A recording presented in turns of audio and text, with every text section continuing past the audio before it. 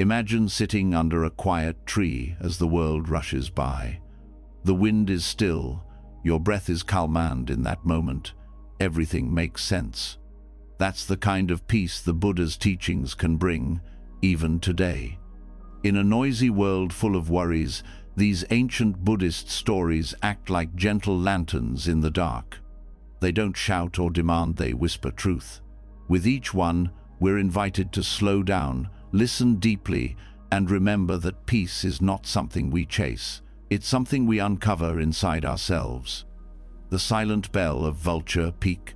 High above the plains of Magadha, nestled among jagged rocks and clouds, sat the quiet majesty of Vulture Peak. It was here that the Buddha often taught, his words echoing across valleys and hearts alike.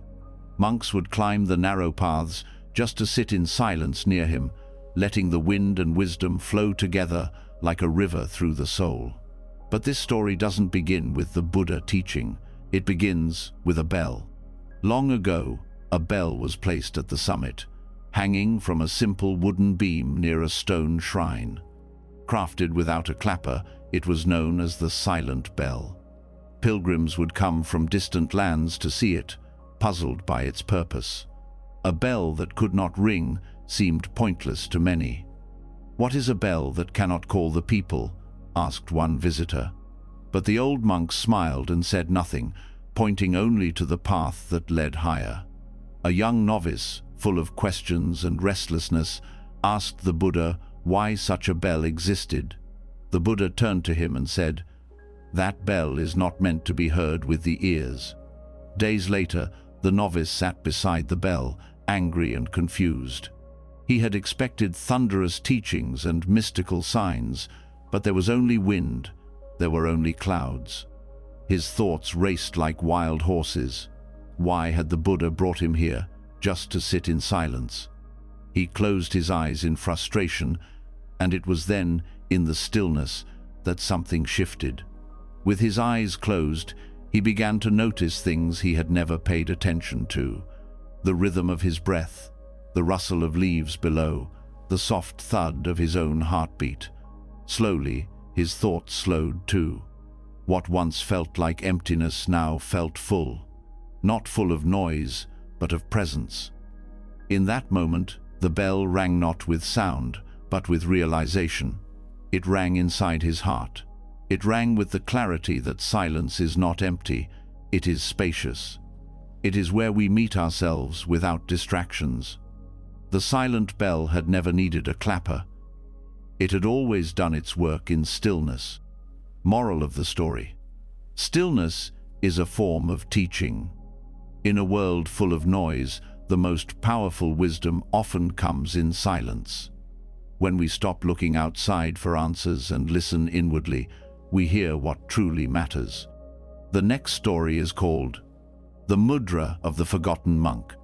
In a remote forest monastery where vines curled around stone walls and birds sang hymns of dawn, there once lived a monk whose name no longer appears in any scripture. He was never known for great sermons, and no grand temple was ever built in his honor. Yet among the elders, there was a quiet reverence when his story was told, a story about presence, humility, and a single, simple mudra. He had come to the monastery as a young man, full of sorrow.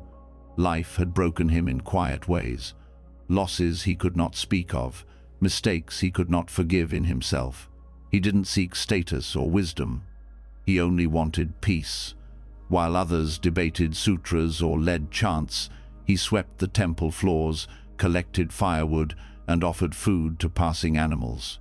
He never spoke unless spoken to, and his gaze always rested on the earth, not the sky. Years passed, and his silence became familiar. One day, as the Buddha visited this monastery, monks gathered eagerly to ask questions and bow in his presence. But the forgotten monk, as always, remained in the background, sitting in the garden beneath a fig tree. His hands rested gently in his lap, palms open, fingers relaxed in a shape no one had been taught. The Buddha noticed. He quietly walked over and sat beside him, mirroring the mudra without a word. The other monks watched, confused. This was not a traditional gesture they had studied, but the Buddha closed his eyes and simply sat. Moments stretched into stillness. Peace wrapped the garden like morning mist. Later, a disciple asked, "What did that gesture mean?" The Buddha smiled and said, "It was the mudra of surrender, not to the world, but to the moment. It is the hand of one who has stopped grasping." That mudra was never recorded in formal texts. It wasn't preserved in statues or art, but those who witnessed it never forgot. They say the monk died with that same gesture, in his hands resting in surrender, breathing in peace. Moral of the story: true wisdom does not always speak aloud. Sometimes it is a quiet presence, a gesture unnoticed, a heart that lets go. The deepest teachings come not from seeking greatness, but from releasing the need to be seen. The next story is called When the Bodhi Tree Wept. In the quiet town of Uruvela, where the Neranjara River moves like a ribbon of glass through the land, there stood the Bodhi tree's sacred fig, under which the Buddha attained enlightenment.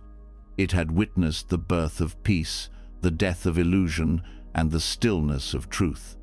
Monks came from all corners of the world to sit beneath its branches, hoping to touch even a drop of the stillness it once held. But one season, long after the Buddha had passed into parinirvana, the tree did something no one expected. It wept. It was a gentle rain at first, but the sky was clear. Leaves glistened with tears that came from no storm. The monks were puzzled. "Is this a sign?" one whispered. "A warning?" asked another. None could explain it. The tree, always a symbol of calm, now trembled softly in the breeze, its leaves shedding silent drops that kissed the earth. A young monk named Anula was the first to sit beneath the tree during this strange time. He was quiet, often unnoticed, and carried the pain of a recent loss, his mother, who had passed away without seeing him become a monk. He sat cross-legged, eyes closed, and whispered his sorrow into the roots. "I was too late. She died thinking I had left her behind. I wanted to find peace, but I only brought pain." The Bodhi tree seemed to stir. More drops fell, not heavy, not loud, but steady, as if the tree understood grief. Anula opened his eyes. He placed his palm on the trunk. The bark was cool, wet not from rain, but from something else, something deeper. And then he understood. The tree was not weeping from sadness. It was weeping because it remembered. Because even the most awakened presence holds compassion so vast, it can feel the sorrow of one's small heart and still remain steady. The tears were not of pain, but of love, the kind that listens without judgment, the kind that simply sits with you in silence until your own heart grows soft again. Moral of the story: compassion does not always come with answers. Sometimes it simply sits beside our sorrow. Even the strongest roots can weep not from weakness, but from deep love. Peace is not the absence of pain, but the willingness to hold it gently. The next story is called The Raindrop That Understood Karma. Far above the earth, in the hush of a grey cloud, a tiny raindrop formed. It was light, clear, and eager to fall, excited to touch the world below. Around it, other raindrops shimmered with the same joy. "Where will you land?" one asked. "On a lotus leaf," the raindrop replied. "Or maybe in the sacred Ganges, where monks bathe and chant. I want to fall where I can matter." With a quiet breath, the cloud let go and the raindrop began its descent. Through wind and sunlight, it fell gently toward the earth. But instead of a sacred river or peaceful temple pond, it landed on the edge of a muddy path in a crowded village. There, a tired cart passed over, splashing it into a ditch. The water was dark, filled with debris and waste. The raindrop cried, "Why here? I wanted to do something meaningful." Days passed. The sun rose. The ditch dried. The raindrop, now part of the soil, was pulled deeper into the earth. It thought it was forgotten, lost. But below, in the quiet darkness, something stirred. A tiny seed, unnoticed and buried, began to drink. The moisture reached it, fed it, woke it, and slowly the seed broke open. Weeks later, a small green shoot emerged from the ground. Children stopped to look. "Look, a plant!" one shouted. The villagers cleared the area around it, watered it, and cared for it. Months later, the plant grew into a tree that offered shade on hot days. Beneath it, people rested, meditated, and shared food. The tree became a meeting place, a quiet friend to many. But none saw the raindrop. No one knew what had fed the root in its first breath of life. The raindrop, now part of the tree's deep roots, finally understood. Karma is not about where we fall, it is about what we nourish. We do not always see the good we create, but it exists. Every small act, every unnoticed kindness feeds something greater. Moral of the story: karma is not about fame or grand results. It is about quiet causes and unseen effects. Even when you feel invisible, your presence can awaken something beautiful. What matters is not where you land, but how you serve. The next story is called A Candle Lit in a Cave of Echoes. Deep in the forested hills of ancient Kosala, hidden beyond tangled vines and moss-covered stones, there was a cave known only to a few wandering monks. It wasn't a place of grandeur, but of silency, silence so deep it swallowed even the sound of breath. Locals called it the Cave of Echoes, for every noise made within was returned tenfold, repeating again and again until it faded into stillness. Many came seeking peace, but few stayed long. The echoes disturbed them. Even whispers returned as haunting calls. Footsteps boomed. Heartbeats throbbed. One could not escape the sound of their own presence. Some said the cave was cursed. Others believed it reflected the mind itself. One day, a wandering monk arrived, weary and weather-worn. He carried with him only a small candle, protected beneath his robe. When he entered the cave, he made no chants, no declarations. He simply sat. The darkness wrapped around him like a heavy blanket, and his own heartbeat rang like thunder in his ears. The cave, alive with sound, threw his every movement back at him. But he did not flinch. After some time, he lit the candle. Its flame was small, barely enough to light a few feet around him. Yet in the pitch-black chamber, it was everything. The echoes grew quieter, not because the cave had changed, but because he had. With each breath, his mind grew calmer. The flame danced, steady and soft, its light casting shadows like moving spirits. He whispered no prayers. He simply breathed and watched the light. And slowly, something shifted. The echoes no longer frightened him. They became music, reminders of how much noise his own thoughts carried. The cave didn't mock him. It mirrored him. And when the mind was still, so too were the echoes. A week later, he emerged. The villagers were astonished. "How did you stay so long in that place?" they asked. The monk smiled gently and held up the candle. "I did not light it to see the cave," he said. "I lit it to see myself." Moral of the story: when the world feels loud and overwhelming, it is not the noise outside that disturbs us most, it is the echo of our own restless mind. But even the smallest light, lit with awareness, can bring peace in the deepest darkness. The next story is called The Blind Sculptor of Nalanda. In the ancient city of Nalanda, where great teachers once walked and knowledge bloomed like lotuses in still water, there lived a sculptor unlike any other. He was blind from birth. Yet his hands could shape stone into breathtaking form-smooth folds of a robe, the curve of a serene smile, the gentle bend of a meditating posture. People traveled from faraway kingdoms to see his statues. But none could explain how a man who had never seen light could create images that seemed lit from within. He lived alone in a small hut near the edge of the Nalanda monastery, never seeking praise or payment. When asked how he did his work, he would only smile and say, "I listen." The monks often thought he meant listening to the chisel on stone or the sound of the wind passing through the trees, but there was more. One day, a visiting prince came to the monastery, carrying a commission. "I want a statue of the Buddha like no other," he said. "One that shows not just the outer form, but the inner peace, the perfect face." He was brought to the sculptor and repeated his request. The sculptor nodded and said nothing. Instead of asking for descriptions or drawings, he simply asked the prince, "Tell me about the stillness you seek." The prince laughed. "I don't know stillness. That's why I want the statue." The sculptor replied, "Then the face cannot come from your eyes. It must come from silence." For the next several days, the sculptor asked monks, pilgrims, beggars, and children one question: "When do you feel most at peace?"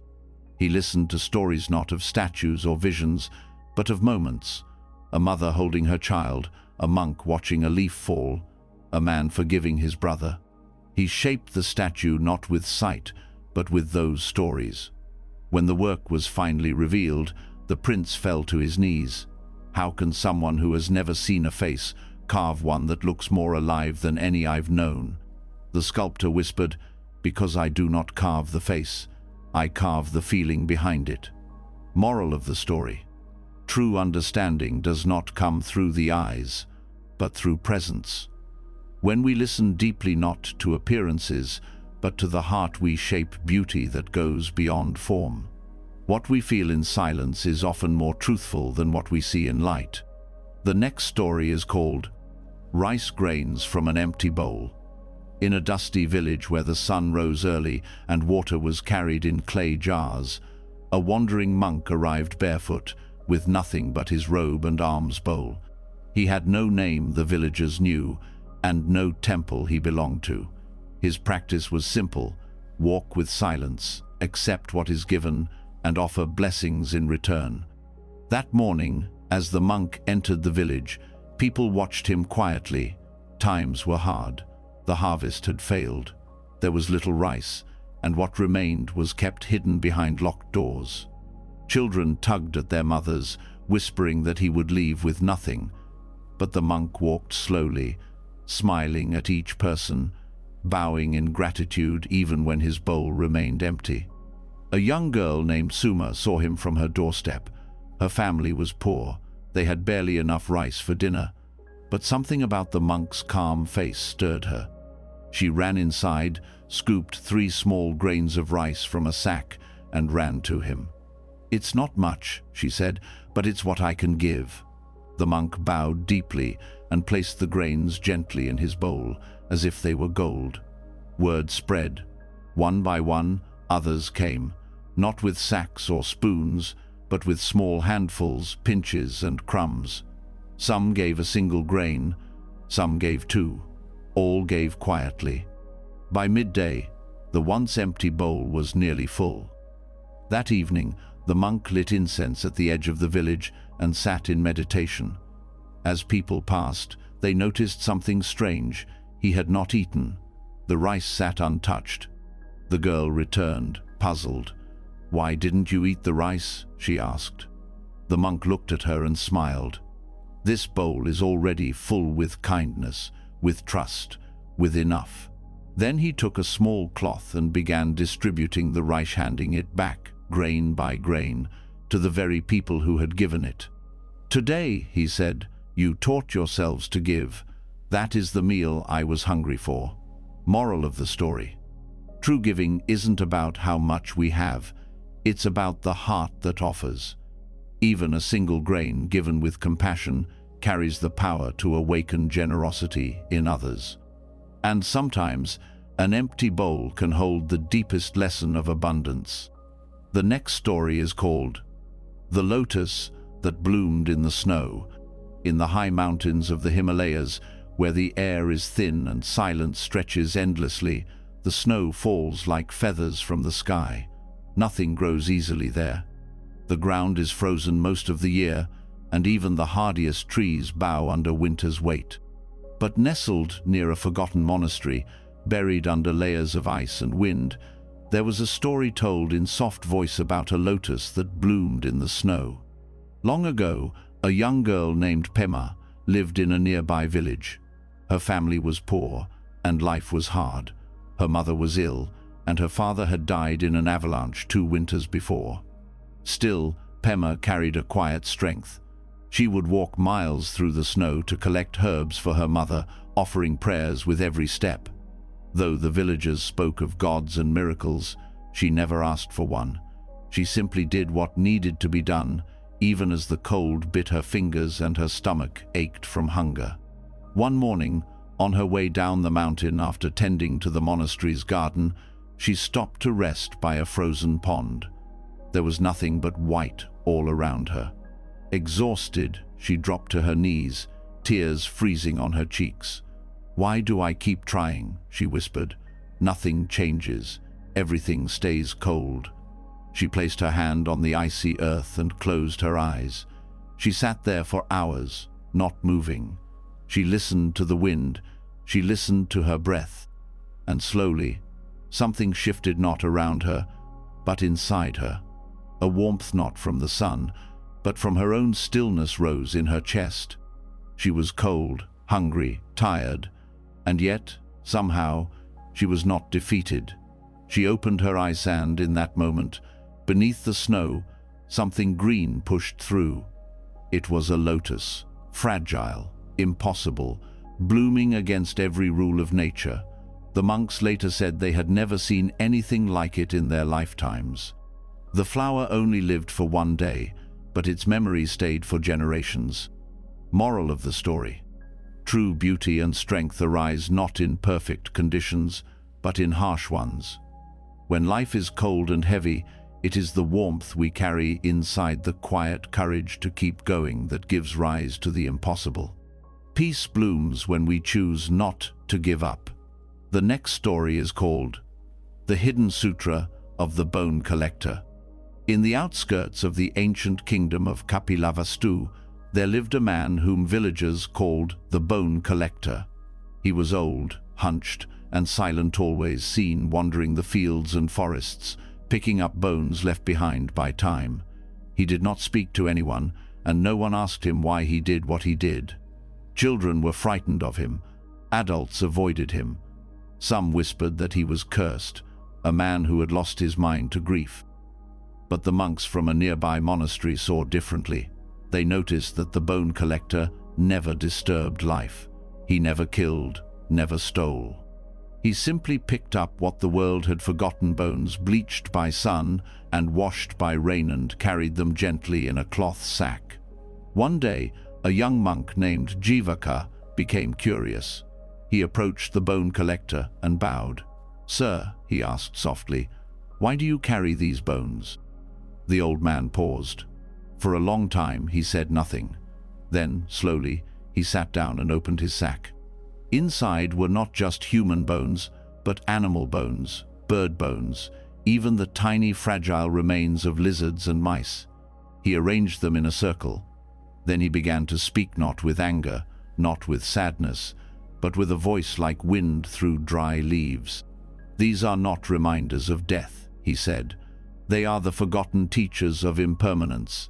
Each bone once held breath, longing, joy. Now they are light as feathers. I collect them so they are not left alone. I chant for them, I remember them, I learn from them." He pulled from his robe a faded cloth scroll, barely readable. It was not a traditional sutra. It had no author, no title. Just lines written in trembling ink: "All that rises will fall, all that is held will pass. What we touch becomes memory, what we let go becomes peace." Jivaka wept, not from fear but from the soft, aching beauty of it. The villagers never saw the Bone Collector again after that day. But years later, monks began writing a new sutra, not from books, but from bones and silence. Moral of the story: wisdom does not always come dressed in robes or spoken in temples. Sometimes it is found in what the world throws away. Even in decay there is teaching. Even in loss there is memory. When we stop turning from death, we begin to truly understand life. The next story is called Whispers Beneath the Banyan Root. In the heart of a dense forest, where time seemed to slow and light filtered through ancient leaves, there stood a great banyan tree. Its roots spilled across the earth like fingers reaching deep into forgotten memories. Travelers often rested in its shade, monks meditated beneath its limbs, and animals curled up in the quiet safety it offered. But hidden beneath one of its thickest roots, twisted and gnarled with age, there was something few had ever noticed, a soft whisper that came not from wind, but from the earth itself. Long ago, before the tree had grown so wide, a monk named Thera used to sit beneath it every morning. He was old, worn by years of seeking, and known by many for his wisdom. But what no one knew was that Thera carried a deep sorrow, a single harsh word he had once spoken in anger to his dying teacher, a word he could never take back. Though many years had passed, he could not forgive himself. Every morning he came to the banyan and bowed his head low to the ground. "Forgive me," he whispered. "I am still learning." He said nothing else. He didn't ask for blessings or peace. He only placed his hands on the roots and sat with his shame. He did this for years, in silence. And slowly, something in the tree began to change. One day, a young novice passed by. He was struggling with guilt over stealing food when he was a child, something no one knew, but which haunted him. As he sat beside the tree, he thought he heard something so faint it felt more like a feeling than a sound. It was a whisper, but it didn't say words. It offered comfort, a kind of warmth that wrapped around his fear. He wept quietly, his forehead resting on the root. For the first time he felt he could let go. More monks came. More hearts spilled quietly into the ground. The tree listened. It did not judge. It did not fix. It simply held space. To this day, they say, if you sit beneath the banyan with a burden in your heart and press your ear to the root, you may hear the old whispers of forgiveness, echoes of pain, softened by time, transformed by presence. Moral of the story: healing doesn't always come from being told we're right. Sometimes it comes from being seen, even in our mistakes. When we sit with our truth, without hiding, the world begins to soften. The earth remembers our sorrow, but it also knows how to forgive. The next story is called The Laughing Ghost of Sarnath.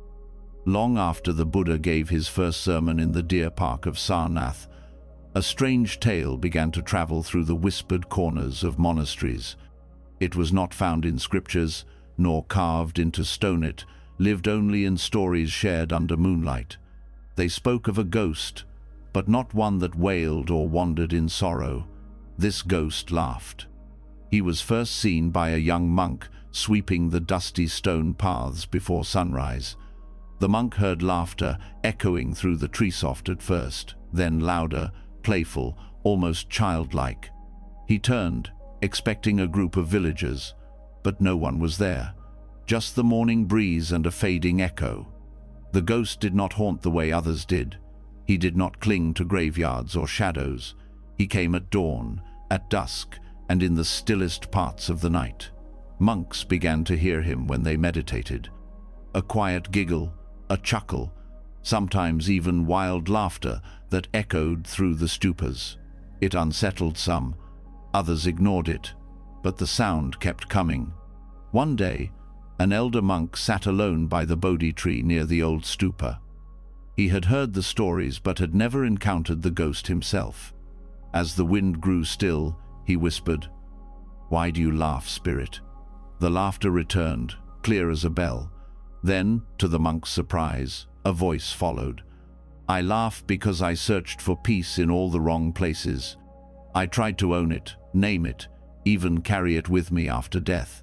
The ghost appeared not frightening, but light and transparent, his face serene and joyful. I wandered these grounds, hoping someone would finish the practice I abandoned. But in watching you, monks, sweep the dust, sit in silence, bow in humility, I saw the peace I was missing. The elder asked gently, "And now?" The ghost smiled wider. "Now I laugh because I finally let go." With that, he vanished into the air, into the trees, into stillness.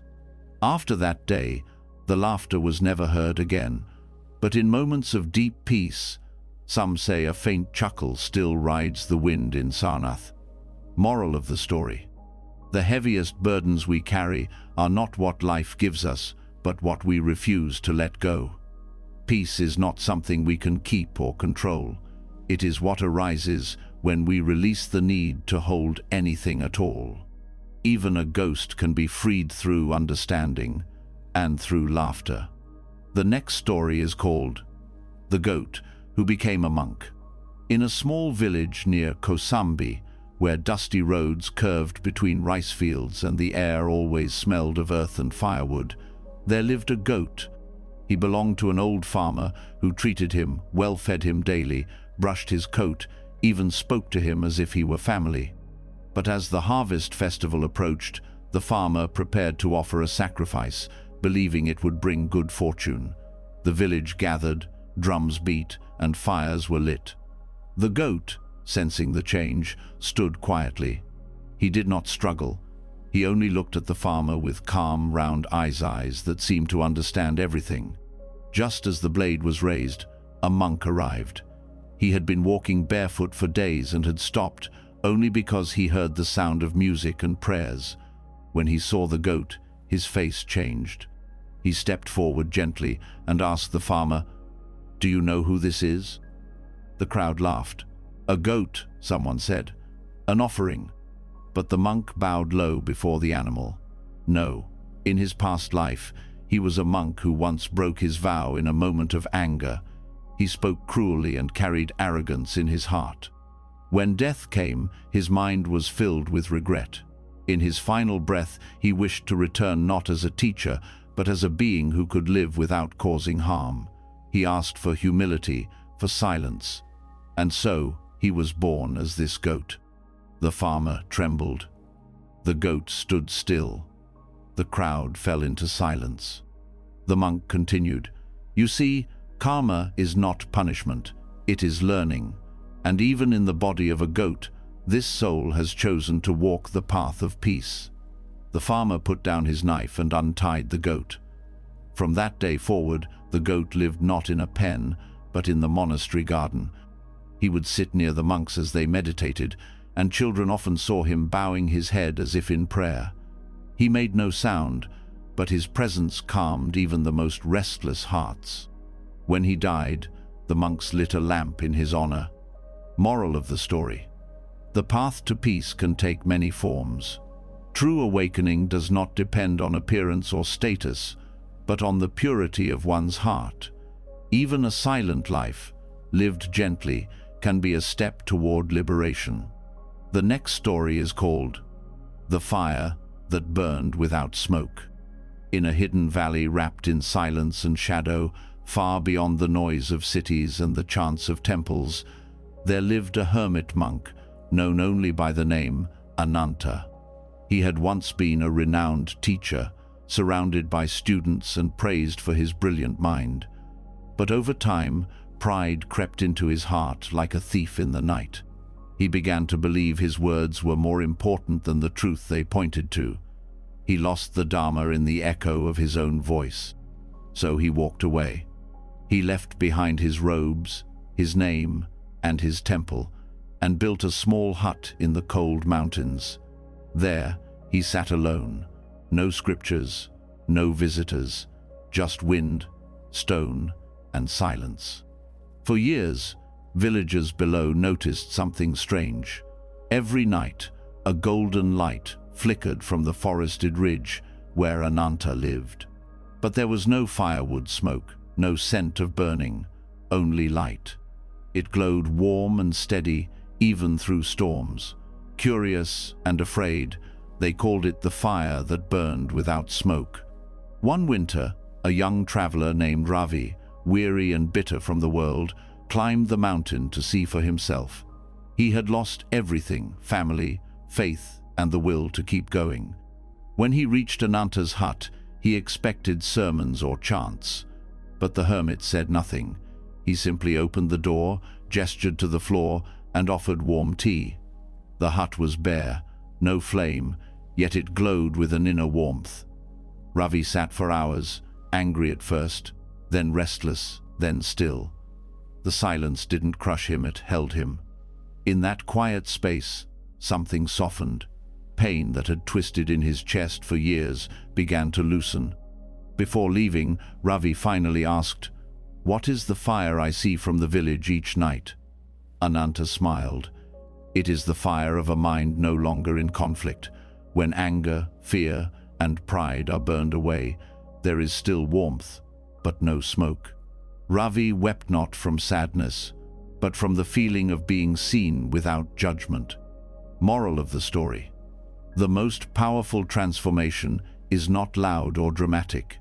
It is the quiet burning of illusion, ego, and fear. True peace is a fire that brings light and warmth, but no smoke, because nothing harmful remains. The next story is called The Wind That Carried a Man to Enlightenment. In the wide, empty plains beyond Sravasti, the wind was a constant companion. It moved across the land like a whispering spirit, sometimes fierce, sometimes soft, but always present. The farmers cursed it during storms, travelers leaned into it during their journeys. But one man came to love it more than anything else in the world. His name was Jantu. He was not a monk, nor a scholar. He was a wanderer, poor and often ignored, with no family and no place to return to. What he did have was a question that had lived inside him since childhood. What is the truth that sets us free? He went from temple to temple, asking teachers, chanting verses, memorizing sutras, but none of it gave him peace. The more he searched, the more burdened he felt. Eventually, he gave up study and took to the road, walking without a map, speaking to no one. Only the wind stayed with him. Each day, as he walked barefoot through sand and grass, the wind brushed against his face, wrapped around his neck, and carried the scent of distant rivers. He began to listen to it, not with his ears but with stillness. When the wind howled, he did not run. When it whispered, he did not question. He breathed with it, walked with it, let it teach him. One afternoon, after many years of wandering, Jantu stood on a hilltop where the sky met the earth in silence. The wind rose around him, not angry, not loud, but full, alive. And for the first time, he stopped walking. He simply stood and allowed the wind to move through him entirely. There was no chant, no vision, no light, only breath, only presence. And in that still moment, something fell away. Not the body, not the wind, but the weight he had been carrying. The wind had not taken him to a teacher. It had been the teacher, patient, free, unattached. It had shown him that truth is not found through grasping, but through letting go. He bowed, not to a statue, but to the air around him. Moral of the story: the path to awakening is not always paved with words. Sometimes it is the invisible gentle forces, the wind, the breath, the present moment, that guide us home. When we stop chasing truth and become quiet enough to feel it, it comes to us. The next story is called A Snake Who Heard the Dharma. In the quiet groves near Vaishali, where monks once gathered under mango trees to listen to the Buddha's words, there was a patch of forest few dared enter. It was said to be guarded by a great snake-long, dark and silent. Villagers feared it, believing it cursed. It never attacked, yet its presence made the air colder, the trees quieter. The monks were told to avoid the place. But one day, a wandering monk named Sailor, known for his deep, calm and fearless heart, ventured into that very forest seeking solitude. He had no fear of beasts only, a desire to deepen his practice. Under a wide tree, he sat cross-legged and began to chant the Dharma softly, repeating verses of compassion, non-harming, and the fleeting nature of anger. As the sun dipped low, the forest stirred. Leaves rustled, though there was no wind. Slowly, from the tall grass, the snake appeared. It circled the monk silently, scales glinting in the dim light. Sela remained unmoved, breathing steady, voice soft and clear. He did not chant to scare it away. He did not pray for safety. He simply continued, "Hatred does not cease by hatred, but by love alone." The snake coiled near him and rested its great head on the earth. It listened. Night fell. Still, the monk chanted. By dawn, the snake was gone. From that day forward, the forest felt different. Birds sang again. Travelers walked the path without fear. Word spread that the snake no longer guarded the grove. It had vanished. Some said it had left. Others said it had changed. Years later, a small boy claimed to have seen the snake again curled around the base of the Bodhi tree outside the monastery. Not with menace, but with stillness. Watching. Listening. The monks smiled, for they believed the old snake had not been cursed at all. It had only been waiting for truth. Moral of the story: even the fiercest beings can be transformed by compassion. No heart is too cold, no spirit too wild. When truth is spoken with love, it reaches deeper than fear ever could. The Dharma, like water, can soften even the hardest of scales. The next story is called The Silence Between Two Gongs. In a mountain monastery carved into the cliffs of Rajagaha, the rhythm of the day was marked not by clocks, but by the sound of a large bronze gong. Struck gently at dawn and again at dusk, the gong called the monks to rise, to meditate, to eat, to rest. It echoed through the valley, long and low, like a wave folding into the sky. Travelers who passed nearby often paused, hushed by its voice. Among the monks was a boy named Tissa, who had come to the monastery after losing his family in a flood. He was young, restless, and full of questions, always seeking to understand the sutras, the chants, the meaning of enlightenment. But most of all, he was captivated by the gong. "Why do we only strike it twice a day?" he asked one morning. "Why not more often? Its sound is so beautiful." An old monk named Anuruddha smiled and replied, "Because the sound is not the teaching. The silence that follows it is." Tissa didn't understand. He tried to sit in meditation, but his thoughts ran wild.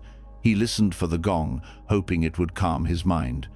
He tried to stretch its fading notes in his head, clinging to its tone. But the more he focused on the sound, the more distracted he became. One evening, just after the dusk gong was struck, he decided to stay behind in the hall alone. The echo lingered in the stone room like a breath that didn't want to leave, and then silence. At first, he felt nothing. Then, slowly, his body settled. His thoughts, for the first time, grew quiet. He didn't think about enlightenment. He didn't search for peace. He simply was.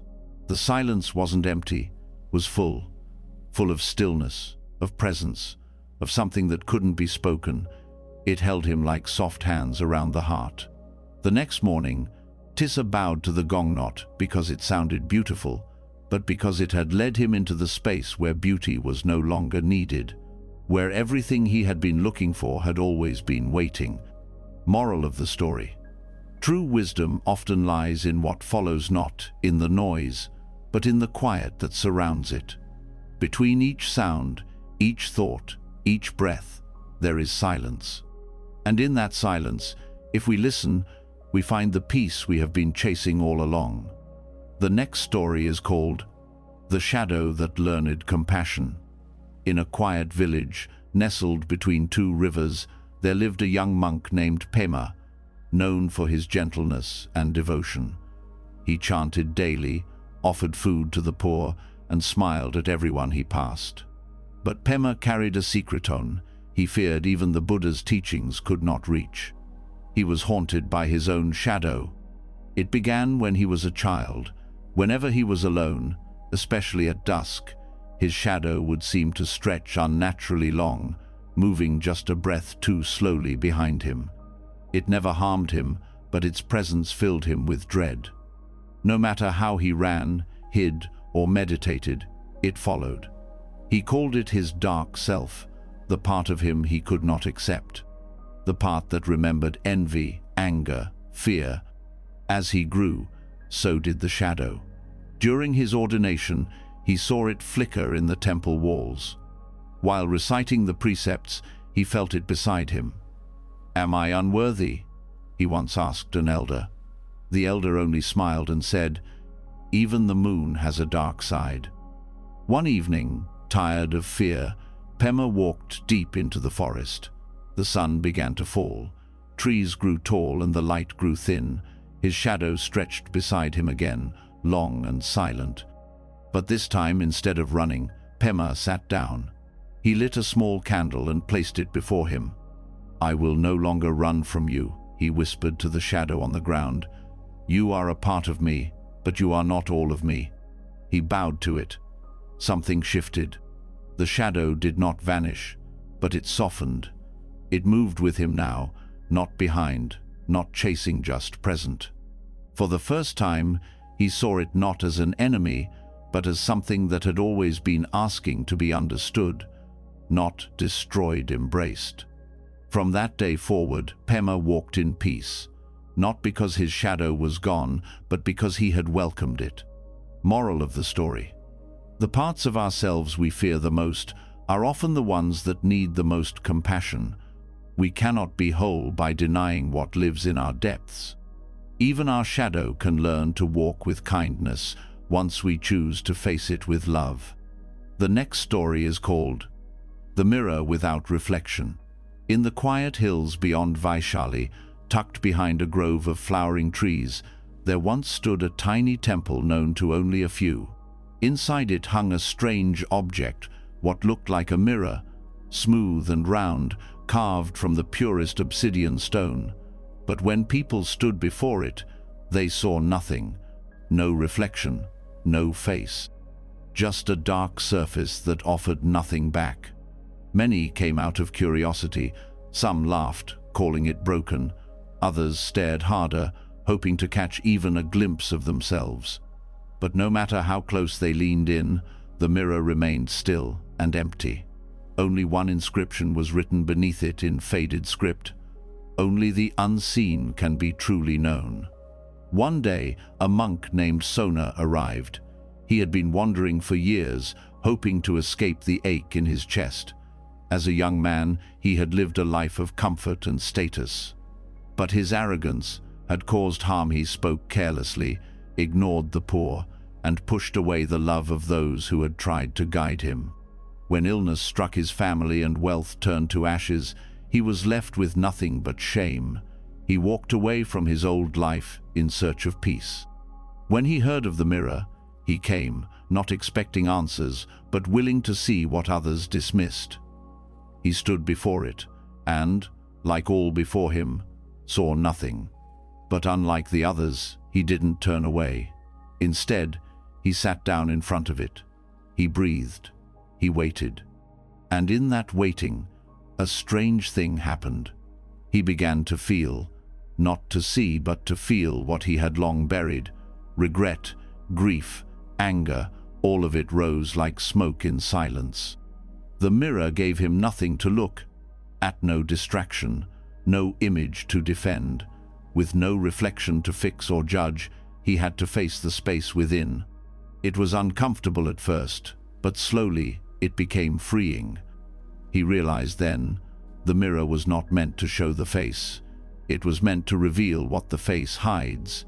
It was a place for those ready to see themselves, not outside, but inside. Moral of the story: sometimes the clearest mirror is the one that shows nothing at all. When we stop chasing our image and sit with our truth, we begin to see who we really are. True reflection happens not in glass, but in silence.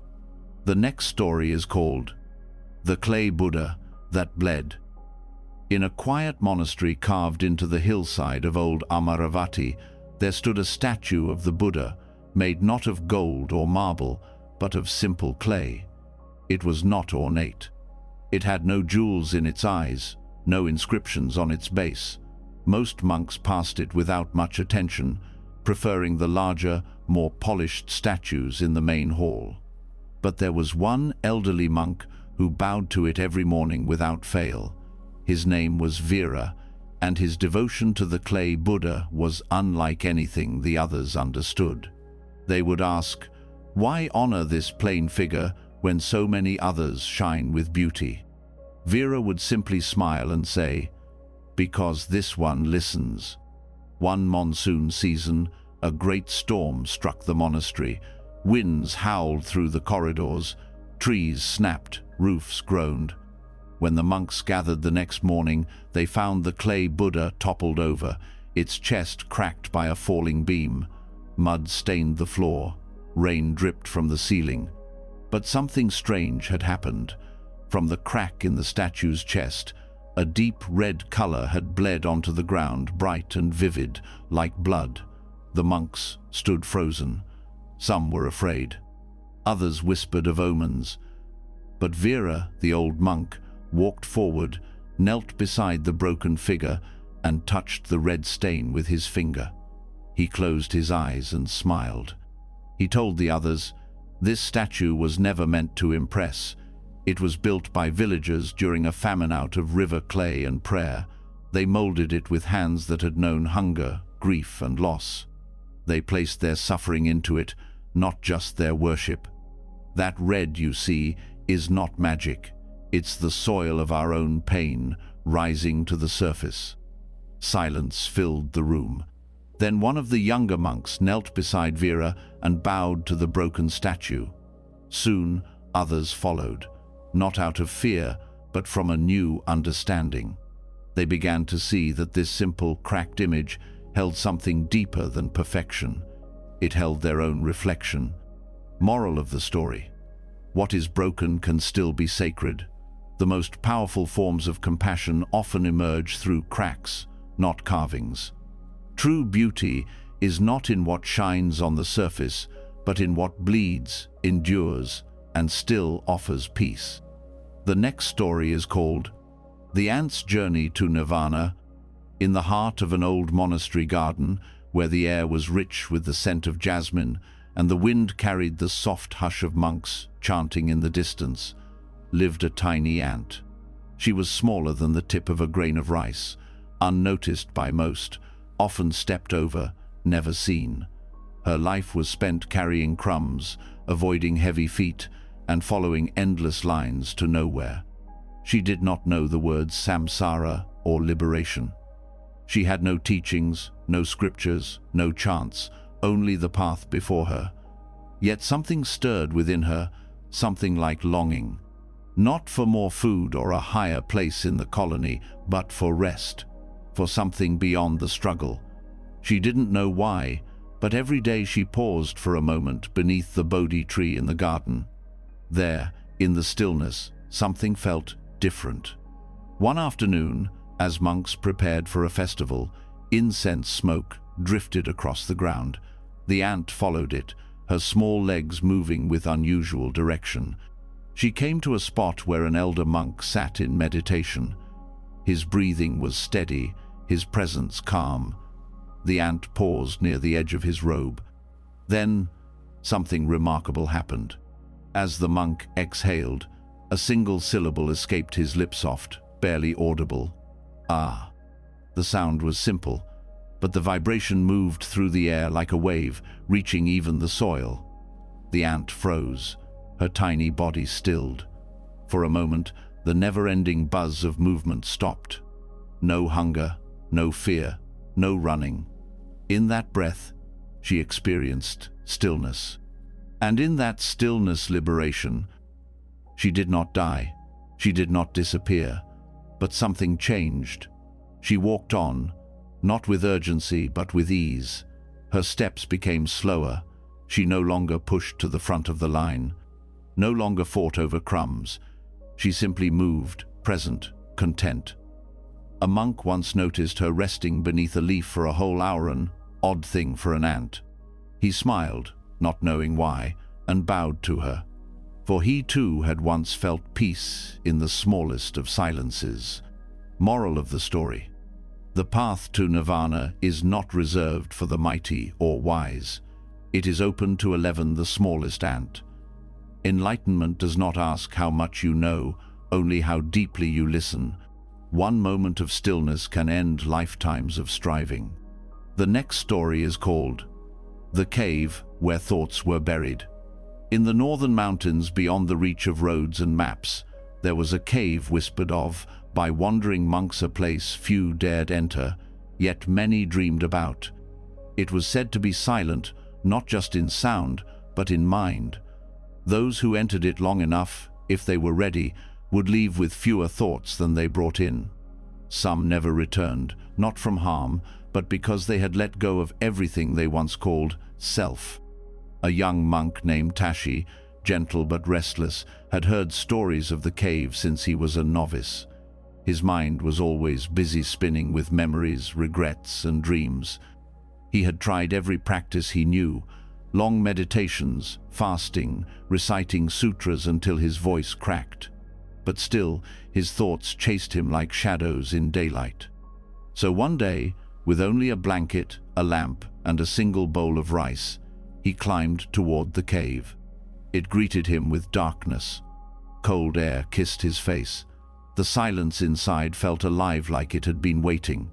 He lit the lamp and sat cross-legged, breath steady but mind swirling.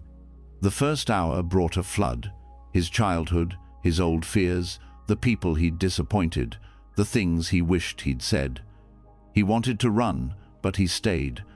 By the second hour, the thoughts grew heavier, louder. Regret screamed. Doubt mocked him. "You're wasting your time," one thought hissed. "You'll never be free," another insisted. But he stayed.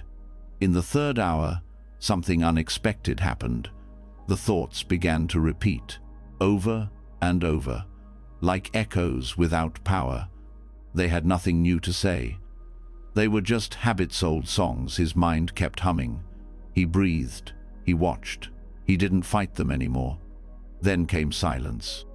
Not emptiness, but a gentle stillness, a feeling like warm soil over a seed. He whispered softly, "I no longer need you," and imagined burying each thought like a leaf under snow without hatred, only release. The cave seemed to inhale with him. When Tashi finally stood and walked out, the sky was lighter. The world hadn't changed, but he had. Moral of the story: our thoughts are not who we are, they are visitors. When we stop feeding them, they settle. True peace isn't found by silencing the mind through force, but by watching long enough to see that many thoughts simply want to be let go, buried not in anger, but in understanding. The next story is called A Feather from the Buddha's Fan. In the heat of summer, when the sun poured down like molten gold upon the land, the Buddha and his disciples often traveled barefoot through dusty paths and crowded villages. During those long walks, one of the younger monks, Rahula, the Buddha's own son, would walk behind his father, carrying a fan made of woven bamboo and soft peacock feathers. The fan was used not to cool the Buddha, but to gently wave away flies and dust small comforts for a man who asked for none. One day, as the Sangha prepared to leave a village, a strong gust of wind swept through the monastery courtyard. The fan slipped from Rahula's hand and scattered across the stone floor. A single feather, a bright, iridescent one, broke free and drifted into the air. It landed at the feet of a beggar woman sitting beneath a tree nearby. She picked it up gently, her hands trembling from age and hunger. She had come not for teachings, but for rice. Yet something about the feather held her attention. She stared at it as though it carried a story. A disciple rushed over to retrieve it. But the Buddha raised his hand. "Let it be," he said softly. "She has received her lesson." The woman held the feather to her chest. "Why would someone like me deserve this?" she asked. The Buddha walked to her slowly, his eyes full of quiet light. "This feather once helped ease the heat from my body, but now it will ease the fire in yours." The woman, confused, asked, "But what lesson is in a feather?" The Buddha knelt beside her. This feather was part of something greater. It served without pride, without need for recognition. And now, even separated from its fan, it carries purpose. Like you, your worth is not measured by what you own, but by your presence. Even a small, forgotten life can offer shade to the world. Tears welled in the woman's eyes, not from sadness, but from the strange, unexpected feeling of being seen. Moral of the story: even the smallest part, when offered with love, becomes sacred. You do not need a grand role to carry great meaning. Like a single feather, you can bring peace to others simply by being present and by accepting your own worth. The next story is called The Spider and the Thread of Liberation. In the dense forests near Jetavana, where the trees whispered ancient chants and the air held the quiet breath of monks at dawn, a small spider spun its web high in the rafters of an old meditation hall. It was a quiet creature, unseen by most, delicate yet tireless. Day after day, it worked in silence, weaving thread after thread between beams of wood and carved stone, never disturbed by chants or footsteps. One morning, as a monk named Kema sat in deep meditation, he opened his eyes and noticed the spider glistening in the sunlight above him. Something about its stillness, its grace, drew him in. Each movement of the spider seemed intentional, not rushed, not random. Kema watched as the spider, hanging by a single thread, swayed gently in the quiet wind. He returned every morning, drawn not by scriptures, but by the silent teacher above him. But one day, a storm came. Fierce winds tore through the trees, and the temple shook with thunder. When Kema arrived the next morning, the web was gone. Only one thin thread hung from the ceiling, swaying like a whisper from yesterday. The spider clung to it barely. Kema wept, not because the spider was weak, but because he saw himself in it. He had spent years weaving his practice, rules, rituals, identity, but one strong storm of doubt or anger, and it all felt like it could collapse.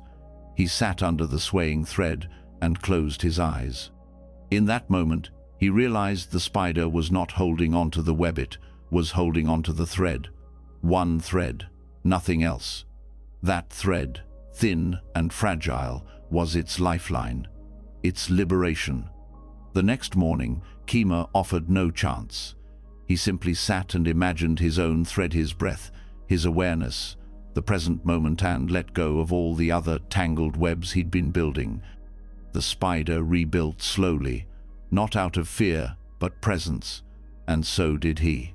Moral of the story: liberation doesn't come from clinging to everything we've built, it comes from trusting the one thread that truly holds us.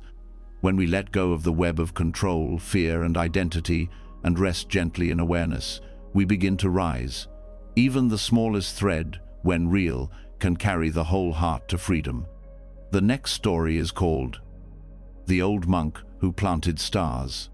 High in the mountains of the Himalayas, where the sky stretches wide like a great canvas and the air is thin and still, there lived an old monk who no longer taught, traveled, or chanted. He was known only for one thing: he planted seeds. Every morning, he would rise before the sun, take a small wooden bowl filled with seeds, and walk barefoot across the frozen soil, gently pressing them into the earth. He never spoke, he never explained. He simply planted. The villagers below called him mad. "Nothing grows here," they said. "The ground is too cold. The wind is too harsh. Why waste time on a dead mountain?" But still, every day, he climbed, bowed to the ground, and pressed another seed into the silence. One evening, a young monk named Tenzin climbed the mountain out of curiosity. He had heard of this strange hermit since childhood and now wanted to see the truth for himself. He found the old monk hunched beside a patch of rocky ground, placing a seed into the soil with hands trembling from age. Tenzin asked, "Why do you do this? Nothing ever grows here." The old monk looked up with kind, clouded eyes. He pointed to the sky. "Stars," he said simply. The younger monk blinked. "Stars?" The old monk nodded. "The seeds may never bloom here in this life, but I plant them as prayers. Each one is a light I offer to the night. If not in this world, then somewhere something will grow from the wish in my hands." Tenzin sat beside him in silence, watching his fingers press life into the frozen ground. Years passed. The old monk died quietly in his sleep one winter. The villagers buried him with a single bowl of seeds placed at his feet. And then something remarkable happened. That spring, tiny white flowers bloomed where the seeds had once been buried delicate, glowing softly under moonlight, as if touched by starlight itself. People began to climb the mountain, not to laugh, but to pray. Moral of the story: not every seed is meant to bloom where it is planted. Some are planted for the sky, for others, or for lifetimes yet to come.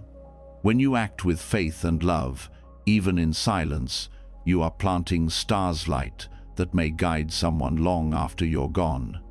The next story is called When the Monastery Sank into the Sea.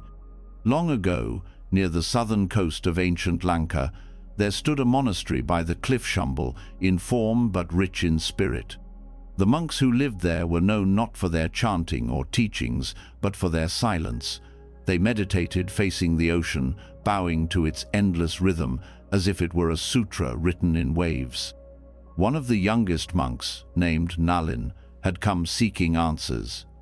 His life before the robe was filled with noise loss, anger, blame, and he hoped the sea's vastness might quiet the storm within him. Each morning, he would rise before the sun and sit on the rocks, listening to the ocean's pulse. But peace came slowly. His thoughts were loud, his regrets louder. One night, under a blood-orange moon, the sea roared louder than it ever had. The earth trembled. A wave, taller than the temple roof, rose like a mountain of water and crashed down. When the dawn came, the monastery was gone, washed away in silence, as if it had never been. Survivors gathered on higher ground. Nalin sat among them, soaked and shaking, eyes full of disbelief. "All is lost," he whispered. "The Dharma has drowned." But an elder monk, his face lined like the cliffs themselves, gently placed a hand on Nalin's shoulder.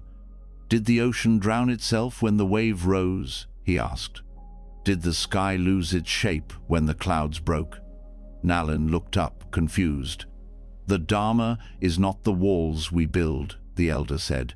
"It is the way we rise when they fall." In the days that followed, no one rebuilt the monastery. Instead, the monks began gathering under the open sky, beside the broken stones, listening to the same sea that had taken their temple. Over time, Nalin no longer sat searching for silence. He sat in it, not trying to stop the waves inside him, but letting them crash and settle and return. The sea had not stolen their practice. It had returned it to something truer. Moral of the story: what we cling to, titles, temples, even teachings, can be taken in a moment, but the truth underneath remains. Peace does not come from what we build. It comes from what survives when all else is swept away. Like the ocean, we learn not by holding still, but by returning, again and again, to what is real. The next story is called The Lion That Took Refuge. In the great forests near the Himalayas, where the air hangs heavy with mist and the trees stand like ancient guardians, there lived a lion unlike any other. His name was not known, but his presence was feared. He was massive, golden, and proud. His roar echoed through valleys and silenced entire herds. Animals bowed not out of respect, but out of fear. But beneath his power lived something he could not name, a restlessness that clawed at him from the inside. He hunted not just to eat, but to prove himself. He roared not just to warn, but to be heard. Still, the forest never gave him peace. He slept with eyes half open, always watching, always waiting. One morning, the lion came upon a group of monks meditating by a riverbank. They sat unmoving, wrapped in stillness, as the wind carried soft chants into the trees. Curious, the lion crouched in the shadows, watching. Hours passed. None of the monks stirred, no fear, no chase, just silence. He returned the next day, and the next. He began to stay longer each time. He hid less. Eventually, he walked openly into their circle. The monks looked up, not with alarm, but with gentle bows. One elder monk placed his hands together and whispered, "Even kings of the forest seek refuge when the roar grows tired." The lion lowered his head. He began returning daily. He never learned to chant, but he listened. He never closed his eyes, but his breath slowed. The forest still feared him, but the monks did not. Over time, he hunted less, roared less.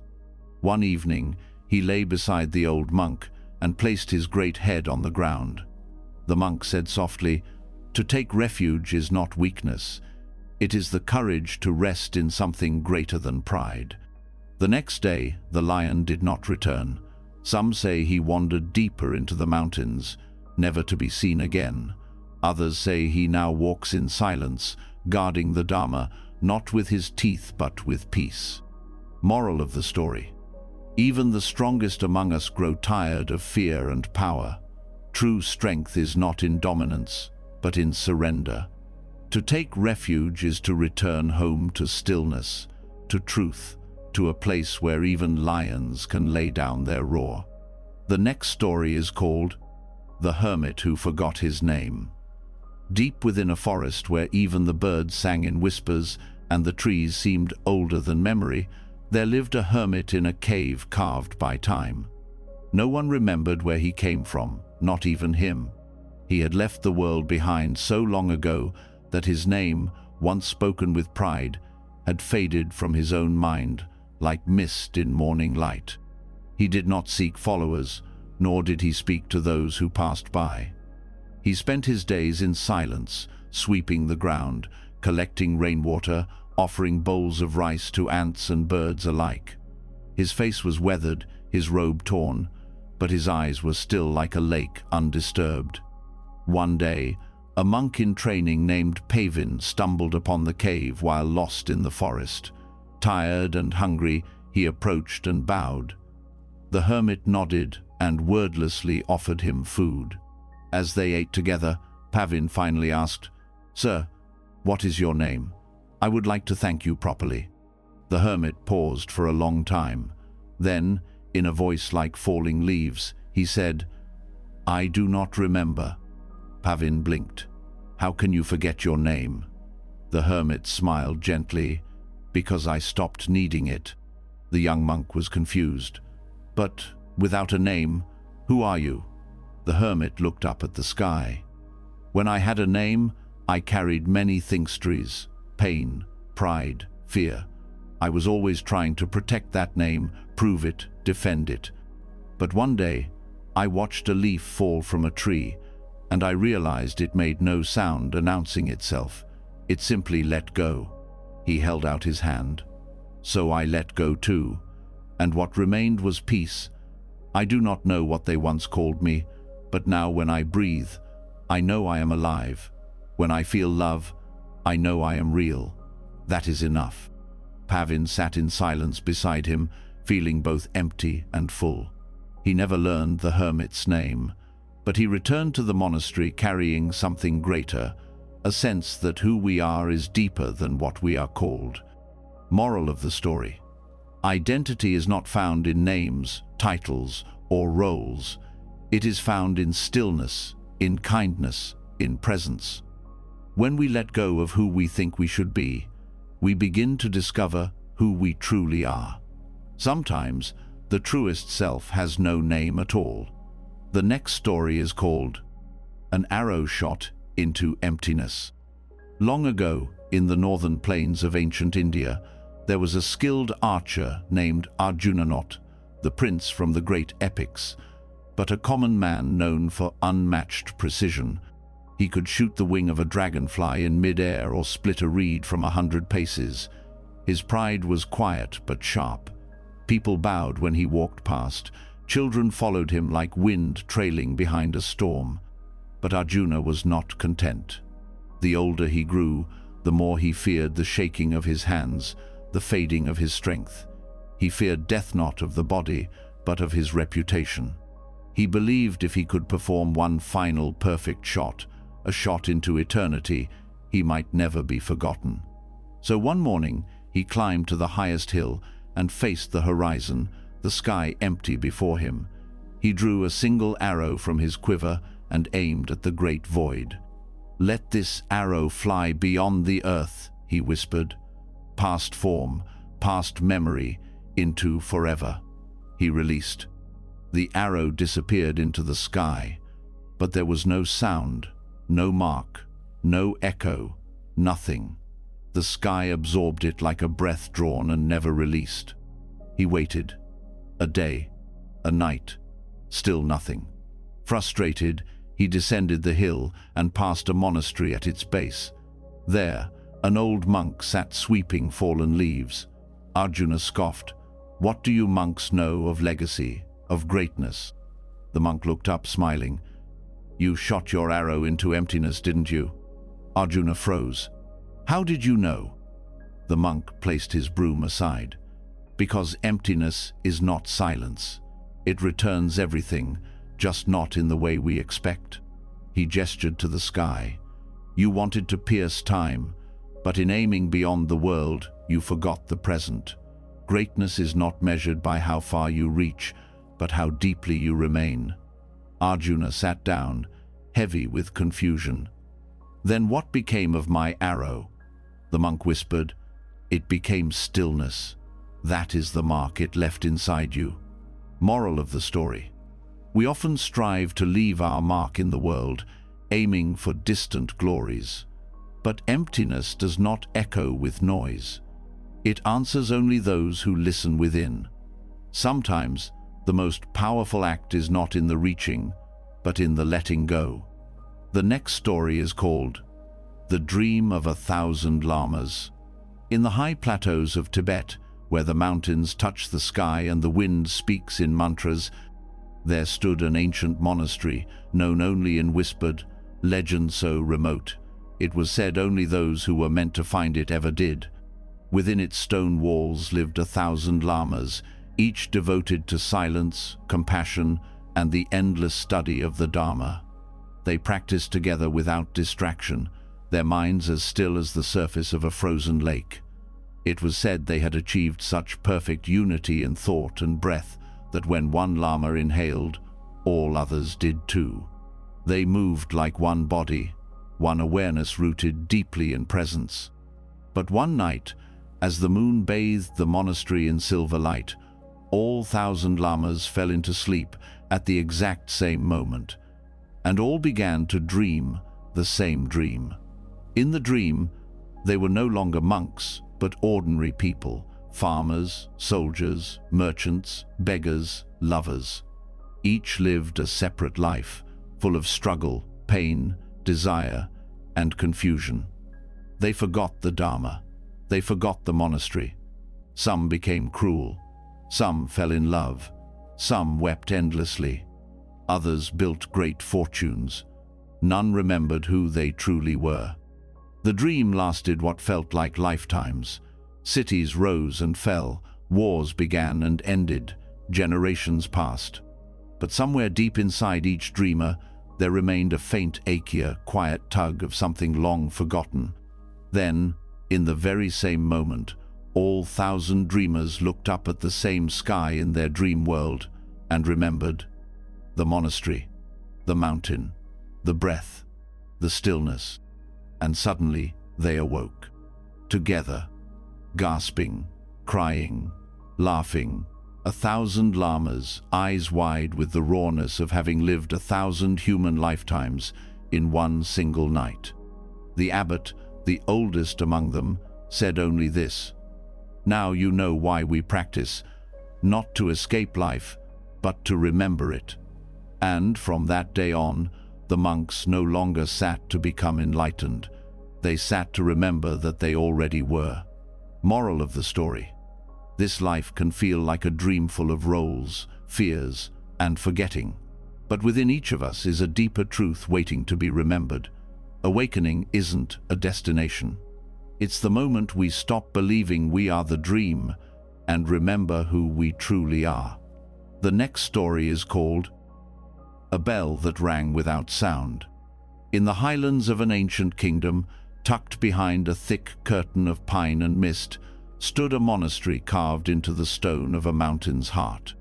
Within its deepest chamber hung a bell massive, perfectly formed, forged by monks long gone. It was said to be a sacred relic, gifted by a wandering sage who had spoken not a single word in his lifetime.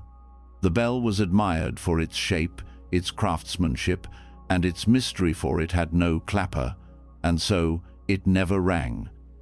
Pilgrims came to see it. They placed their palms together and whispered prayers beneath it, though they never heard a single tone. Some scoffed and called it useless. Others claimed it held a secret power. But over centuries, it remained still, silent. One year, a young monk named Nalin came to the monastery, quiet by nature and often found sitting alone by the bell chamber. While others debated texts and practiced chants, Nalin did nothing but sit watching the light shift across the bell's surface, tracing the soft dust on the floor with his fingers, breathing in rhythm with the silence. One evening, as the sun poured through a crack in the rock, Nalin sat beneath the bell once again. Tears welled in his eyes, not from sadness, but from something unexplainable.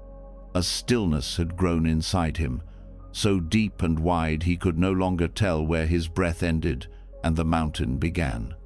And in that moment, the bell rang. Not with sound, but with presence. The chamber did not echo. The air did not move.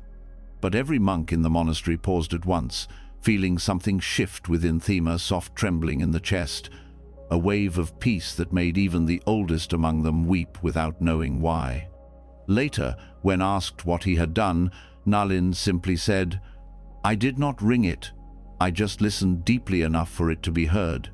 Moral of the story: some truths do not speak in sound. Some awakenings come not through noise, but through deep stillness.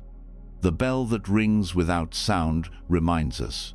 Real understanding happens not when we speak or hear, but when we become quiet enough to feel what has always been there. The next story is called The Rain Monk's Last Walk. In a village where the clouds were shy and the earth cracked from thirst, there lived a monk known only as the Rain Monk. No one knew his real name. He never taught in temples or gave sermons in halls. But whenever the monsoon failed and the land ached for water, he would walk barefoot, silent, eyes turned to the sky. He didn't carry chants or bells, just a simple robe, a weathered staff, and a prayer stitched into his silence. Wherever he walked, the rain would follow, not always a storm, not always enough to flood rivers, but enough to stir the dust, fill a bowl, soften a seed. People believed he spoke to the clouds, that the sky knew his heart. But the Rain Monk was growing old, his steps slower, his breath thinner. The village elders begged him to rest, to teach others his secret. But he only smiled and said, "Rain does not belong to me. I only remind it how to fall." One morning, as the dry season burned hotter than ever before, the Rain Monk rose before dawn and began his last walk. The villagers watched from their doors, many weeping, sensing this path would not bring him back. He walked through the fields, through cracked riverbeds and brittle trees, his feet kissing the dry ground. Clouds began to gather, not hurried, but gently, like memories returning. By noon, the sky turned silver. By evening, it wept. The rain came soft at first, then steady. People danced, bowls were filled, seeds drank their first drop in months. But the rain monk did not return. Days later, children found his staff resting against a tree by the hillside, his robe folded neatly beside it. No body, no footprints, only earth, newly green. Some say he dissolved into the rain. Others say he returned to the clouds. And still, when the land grows dry, the villagers do not pray to gods. They walk the monk's path in silence, barefoot, eyes turned upward. Moral of the story: true service leaves no monument. It moves through the world quietly, giving everything, asking nothing. The greatest teachers may not speak, they may only walk, and in their footsteps, life begins again. Sometimes, the softest presence brings the deepest rain. The next story is called The Bridge Built from a Whisper. In the old days, when kingdoms rose and fell like waves upon the sea, two monasteries stood on opposite sides of a wide, roaring river. Though they shared the same teachings, the same devotion to the Buddha's path, they had not spoken in generations. A long-forgotten disagreement between their elders had grown into silence, and silence had hardened into separation. The monks on either side prayed, chanted, and practiced, each believing their own path was more pure. And so the river remained uncrossed, wide and wild, its waters dark with pride. One evening, during the season of heavy rains, a young novice named Kema wandered from the eastern monastery to the riverbank. He was quiet and gentle, often unnoticed by the senior monks. That day, he sat on a smooth stone, watching the clouds turn silver in the twilight. Across the river, he saw another novitiate boy about his age sitting, in the same stillness, mirroring his posture. Kema raised his hand. The boy across the river raised his too. Then, softly, Kema cupped his hands to his mouth and whispered across the water, "Peace begins with one step." The wind caught his words and carried them like a leaf on water. The boy on the other side nodded, closed his eyes, and whispered back, "Then let us walk." The next morning, Kema returned to the riverbank. Waiting for him were stone small, flat, carefully stacked. More came each day, a stone from his side, a stone from the other. No plans, no commands, just the rhythm of kindness, passed back and forth, until one day there was a path. Not a great bridge of wood or iron, just a trail of stepping stones, enough for one monk at a time, enough to cross. Years later, the two monasteries were once again joined. The river still roared, but no longer separated. And it all began not with an order, not with a sermon, but with a whisper. Moral of the story: peace is not built with force or grand gestures. It begins with a soft voice, a small act, a willingness to reach across silence. Even the widest divides can be crow-stiff. Someone is brave enough to speak with love. The next story is called The Sand Mandala That Walked Away. In a mountaintop monastery where clouds curled through the windows like incense, a group of monks spent weeks creating a mandala of sand, grain by grain, color by color, breath by breath. It was a sacred ritual meant to remind them of impermanence. Every swirl, every pattern told a story of the cosmos, of compassion, of the delicate dance between life and letting go. They worked in silence, hunched over the sacred canvas. Even the youngest monk, a boy named Sonam, helped carry the sand and sweep the floor. He marveled at how something so fragile could feel so powerful. "Why do we destroy it?" he asked. The elder replied, "Because it is beautiful, only because it will disappear." But this mandala would not follow the usual path. On the final day, as the last grain was placed, the monks left for a short break before the closing ceremony. The room was left untouched, no breeze, no footsteps, no whisper of movement. And yet, When they returned, the mandala was gone. Not scattered, not ruined. Gone. No trace, no sand on the floor, just an empty platform. At first, they were stunned, shocked into silence. Had someone stolen it? Had the wind done the unthinkable? Accusations, confusion, even grief filled the room. But then Sonam noticed something, a trail. Tiny specks of colored sand led out of the hall, down the steps, and into the path beyond the gate. The monks followed, slowly, reverently. The trail continued through the village, across fields, and toward the forest. It ended beside a quiet stream. There, in the soft mud, was a new image, not a mandala, but a simple spiral drawn in colored grains, fading in the water's flow. No one spoke. The elder monk knelt beside the stream and said, "Perhaps this mandala had its own path to walk. Perhaps its purpose was not to be destroyed, but to let go of itself." They bowed, not in sorrow, but in wonder. Moral of the story: letting go does not always mean ending. Sometimes it means movement, release with direction. What we create may have a life beyond our plans. True beauty is not in what we hold, but in what chooses to leave gracefully, on its own. Even sand can walk away when it is ready. The next story is called The Stranger Who Chanted in Reverse. In a mountain village surrounded by mist and memory, monks gathered each dawn to chant sacred verses that echoed like wind through the temple walls. The rhythm was steady, familiar. The syllables, passed down for generations, wrapped around the listeners like silk. One morning, as the monks began their usual prayers, a traveler entered the temple gate. He was barefoot, dressed in dusty robes, and his face was hidden beneath a wide-brimmed hat. He bowed, stepped quietly into the hall, and waited for the moment of silence between chants. Then, to everyone's surprise, he began to chant. But he chanted backward. Not just the verses in reverse order, but each word, each syllable, spoken as if time were walking backward through language.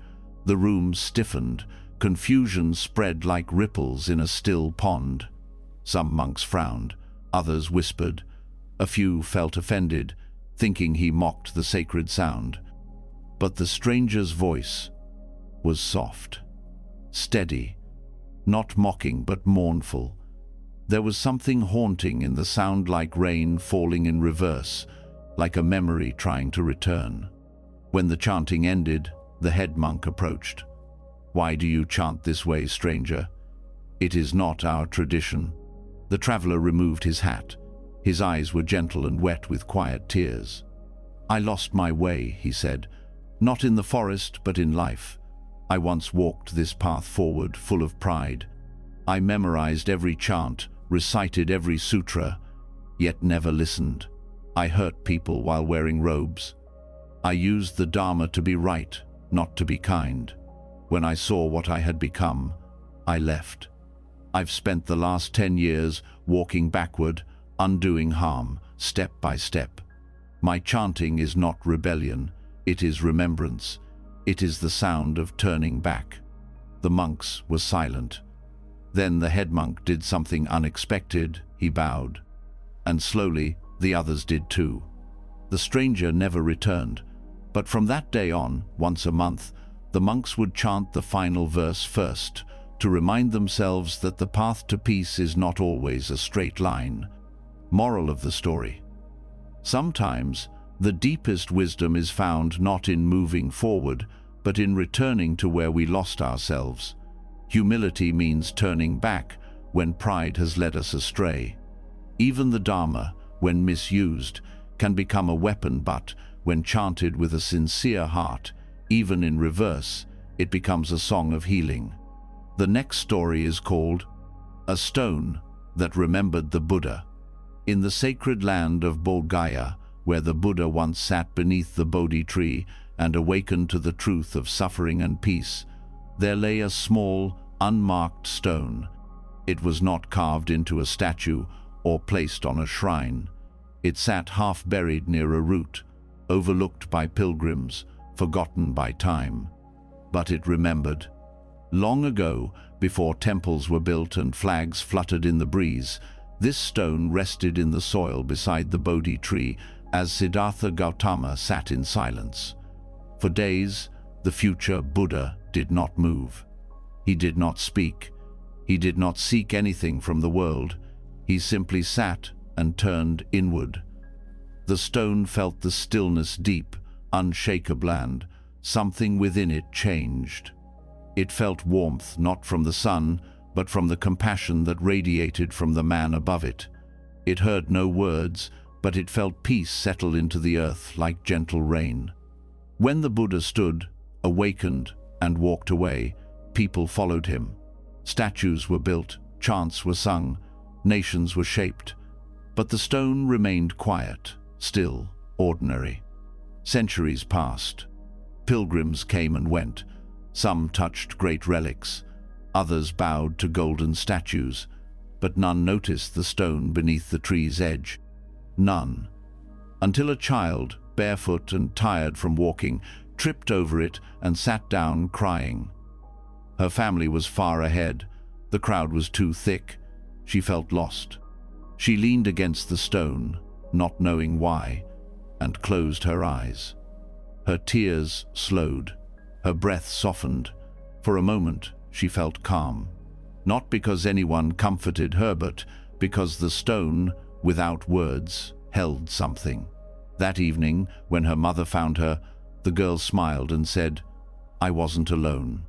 And the stone, as always, remained still. Not worshipped, not seen, just present. Moral of the story. Sometimes the most powerful teachers are not those who speak, shine, or stand tall, but those who simply remain, carrying quiet truths through time. Stillness leaves an imprint. Peace doesn't fade. Even an unnoticed stone can remember what the heart forgets and share it with those who truly listen. The next story is called The Cloud That Gave Up Heaven. Above the tallest peaks and whispering forests, where the air grows thin and time seems to slow, there floated a single, perfect cloud. It was soft as silk, lit by the golden breath of the sun, untouched by storms or sorrow. Among the sky-dwellers, this cloud was praised for its beauty and grace. Birds soared through it. Winds bowed to it. Other clouds envied its purity. But the cloud had a secret. Though it drifted high above the world, it often looked down with longing at the earth below. It watched children laugh as they played in dusty fields. It watched farmers kneel in prayer beside dry, cracked soil. It saw animals pant in the heat, rivers fade into memory, and flowers wilt before they could bloom. And one day, the cloud heard something that pierced its heart. A single voicer, little girl whispering a prayer under a dying tree. "Please, just one drop, just one." The cloud trembled. It had never rained before. It had never descended. To fall meant to let go of the skies, to surrender its form, to leave the comfort of light. But the voice was real, and so was the thirst. And so, the cloud gave up heaven. It let go. It gathered all its softness and light, and it began to fall. It darkened, heavy with purpose. No longer floating, it surrendered. And as it passed through layers of wind and silence, it rained. It rained over the girl, over the tree, over the dry fields, the cracked lips, the parched hearts. It rained until it was no longer a cloud, but part of everything it had once only watched. The girl looked up, smiling through the water. The tree stretched its roots deeper. Life stirred again. No one in the village ever knew that the gentle rain had once been the most praised cloud in the sky. But something in the air felt sacred. Something in the drops felt kind. Moral of the story. True compassion means stepping down from comfort to meet others in their suffering. Greatness is not in how high we float, but in how deeply we serve. Even the most radiant soul may find its greatest purpose not in shining above, but in falling with love. The next story is called The Teacup That Held Infinity. In a small monastery nestled between rice fields and river mist, there was a teacup unlike any other. It sat on a wooden shelf in the kitchen, chipped at the rim and stained with years of use. No one remembered where it came from. It had no markings, no gold, no tale of sacred origin. Just a plain clay cup used by the elder monk who never drank tea alone. The elder's name was Anji. Each afternoon he would pour tea into the cup, sit beneath the fig tree, and offer a second cup to whomever joined him, young monk or old farmer, silent traveler or crying child. His ritual never changed: pour, sit, drink, listen. One day, a visiting scholar from the city came to study the monastery's practices. He noticed the elder's cracked teacup and scoffed. "Master Anji, why use such an old cup? You, of all people, should drink from something finer." Anji smiled, held the teacup in both hands, and said, "This cup holds more than tea." The scholar laughed. "It's just a vessel." Anji nodded. "Yes, as we all are." Curious, the scholar returned each day to sit beside Anji. Days turned into weeks. Slowly, he began to notice the pauses between sips, the weight of the cup in his hand, the warmth that spread through his fingers, the silence that settled like soft rain. One day, he whispered, "When I drink tea here, time disappears." Anji replied, "That is because you're not drinking tea, you're drinking presence." The scholar bowed his head, understanding not with the mind, but the heart. From that day forward, he called the teacup the vessel of infinity, not because of what it was, but because of what it opened within him. Years later, after Anji passed away, the cup remained on the same shelf. No one dared place it behind glass or worship it. It still served tea, still held warmth, still reminded anyone who drank from it to slow down and be. Moral of the story: infinity doesn't live in grand things, it lives in the small moments we fully enter. A breath, a sip, a silent gaze. When we are truly present, even the simplest teacup can hold the entire universe. The next story is called The Monk Who Argued with a Tree. In a village surrounded by silent hills and winding streams, there was a tree so old the elders said it had watched generations come and go. Its trunk was wide, its branches stretched like arms in prayer, and its roots cracked the stone path that led to the monastery. No one dared cut it. No one dared claim it. The monk simply walked around it, bowing gently, as if passing by a witness to something greater than time. But one monk, young and sharp with words, grew irritated with the tree. He was named Danan, and he had a brilliant mind. He could recite the sutras backward and forward. He debated fiercely, corrected his elders, and sought the clarity of perfection in everything. But still peace escaped him. His thoughts rattled like pots in a storm. He could never find silence, not even in meditation. One day, in a frustrated moment, he sat beneath the great tree and said aloud, "Why do you just sit here doing nothing while I strive so hard and suffer so much? What do you know of wisdom?" The wind passed. The tree said nothing. He leaned against the trunk, more bitter now. "You don't chant, you don't study, you've never questioned anything, you just exist. How is that sacred?" Still, the tree said nothing. Days passed, and yet Danan returned each evening to argue with the tree. He shouted about impermanence, discipline, effort. He wept, he accused. He whispered his doubts when no one was listening. The tree only stood. And then, one night, as the moon hung low and the wind barely stirred, Danan sat in silence, too tired to argue, too empty to preach. His breathing slowed. His anger dissolved like ink in water. He leaned against the bark and felt it. stillness, not in his thoughts but in the space between them.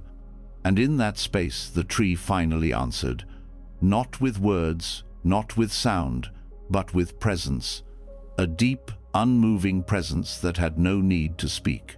Danan wept again, but this time he bowed. Moral of the story: wisdom is not always found in words or arguments. Sometimes it is in the quiet patience of being. The tree does not preach, but it teaches. It does not seek peace, it is peace. When we stop demanding answers, even silence can become a teacher. The next story is called The Secret Smile of the Arhat. In a quiet monastery clinging to the edge of a cliff, where wind sang through prayer flags and stars lit the path at night, there lived an Arhata, fully awakened one. His name had been forgotten, but his presence was unmistakable. He was kind, silent, and ordinary in the most extraordinary way. He did not give long talks. He did not perform miracles. But he smiled softly, secretly, as if sharing a joke only he could hear. The younger monks were puzzled. "Why does he smile like that?" they whispered. "What does he know that we don't?" They watched him sweep the courtyard, collect herbs, wash rice, always quiet, always with that faint, peaceful curve on his face. One curious monk named Raji grew restless. He had read the sutras, memorized teachings, meditated until his legs ached, but still his mind raced. He burned with questions. What is enlightenment? What is freedom? What is the smile hiding? One evening, Raji followed the Arhat up the mountain path, where the wind was sharp and the earth fell away into vast sky. The old man sat on a rock and stared into the horizon. Raji bowed and asked, "Master, what makes you smile every day?" The Arhat didn't answer. He only reached into his robe and pulled out a small, smooth stone ordinary worn by time. He handed it to Raji. "This stone," he said gently, "was once jagged, sharp, heavy. It tumbled in the river for many years, crashing against other rocks. Now it is soft and quiet. Still the same stone, but different." Raji looked at the stone, confused. "Is that the secret?" The Arhat smiled again, that same soft smile, and replied, "The stone stopped trying to shape the river. That's all." Something in Raji's chest loosened. His questions didn't vanish, but they no longer screamed. The wind felt warmer. The sky looked wider. And for the first time in his life, he smiled. Not in pride, not in relief, but in recognition. The Arhat stood, said nothing more, and walked down the path, one quiet footstep at a time. Moral of the story: true awakening isn't loud or dramatic. It is the quiet knowing that we don't need to fight the flow of life. Peace comes when we stop struggling to shape the world and instead soften into it. Sometimes a smile is not the answer, it's the freedom from needing one. The next story is called The Ox That Found the Middle Way. In the countryside near Shravasti, where farmers tilled the land under golden skies and monks walked barefoot through fields at dawn, there lived an ox named Bala. He was known by all in the village broad, strong and stubborn. Bala worked hard, pulling carts and plows without rest, his muscles rippling like rivers under his skin. But he was never still.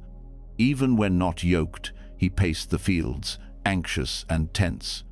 His owner, an old farmer named Hari, treated him well but could never calm him. "You were born for work," Hari would say, "and work is what you must do." So Bala labored day and night, always striving, always pulling, never knowing what he chased.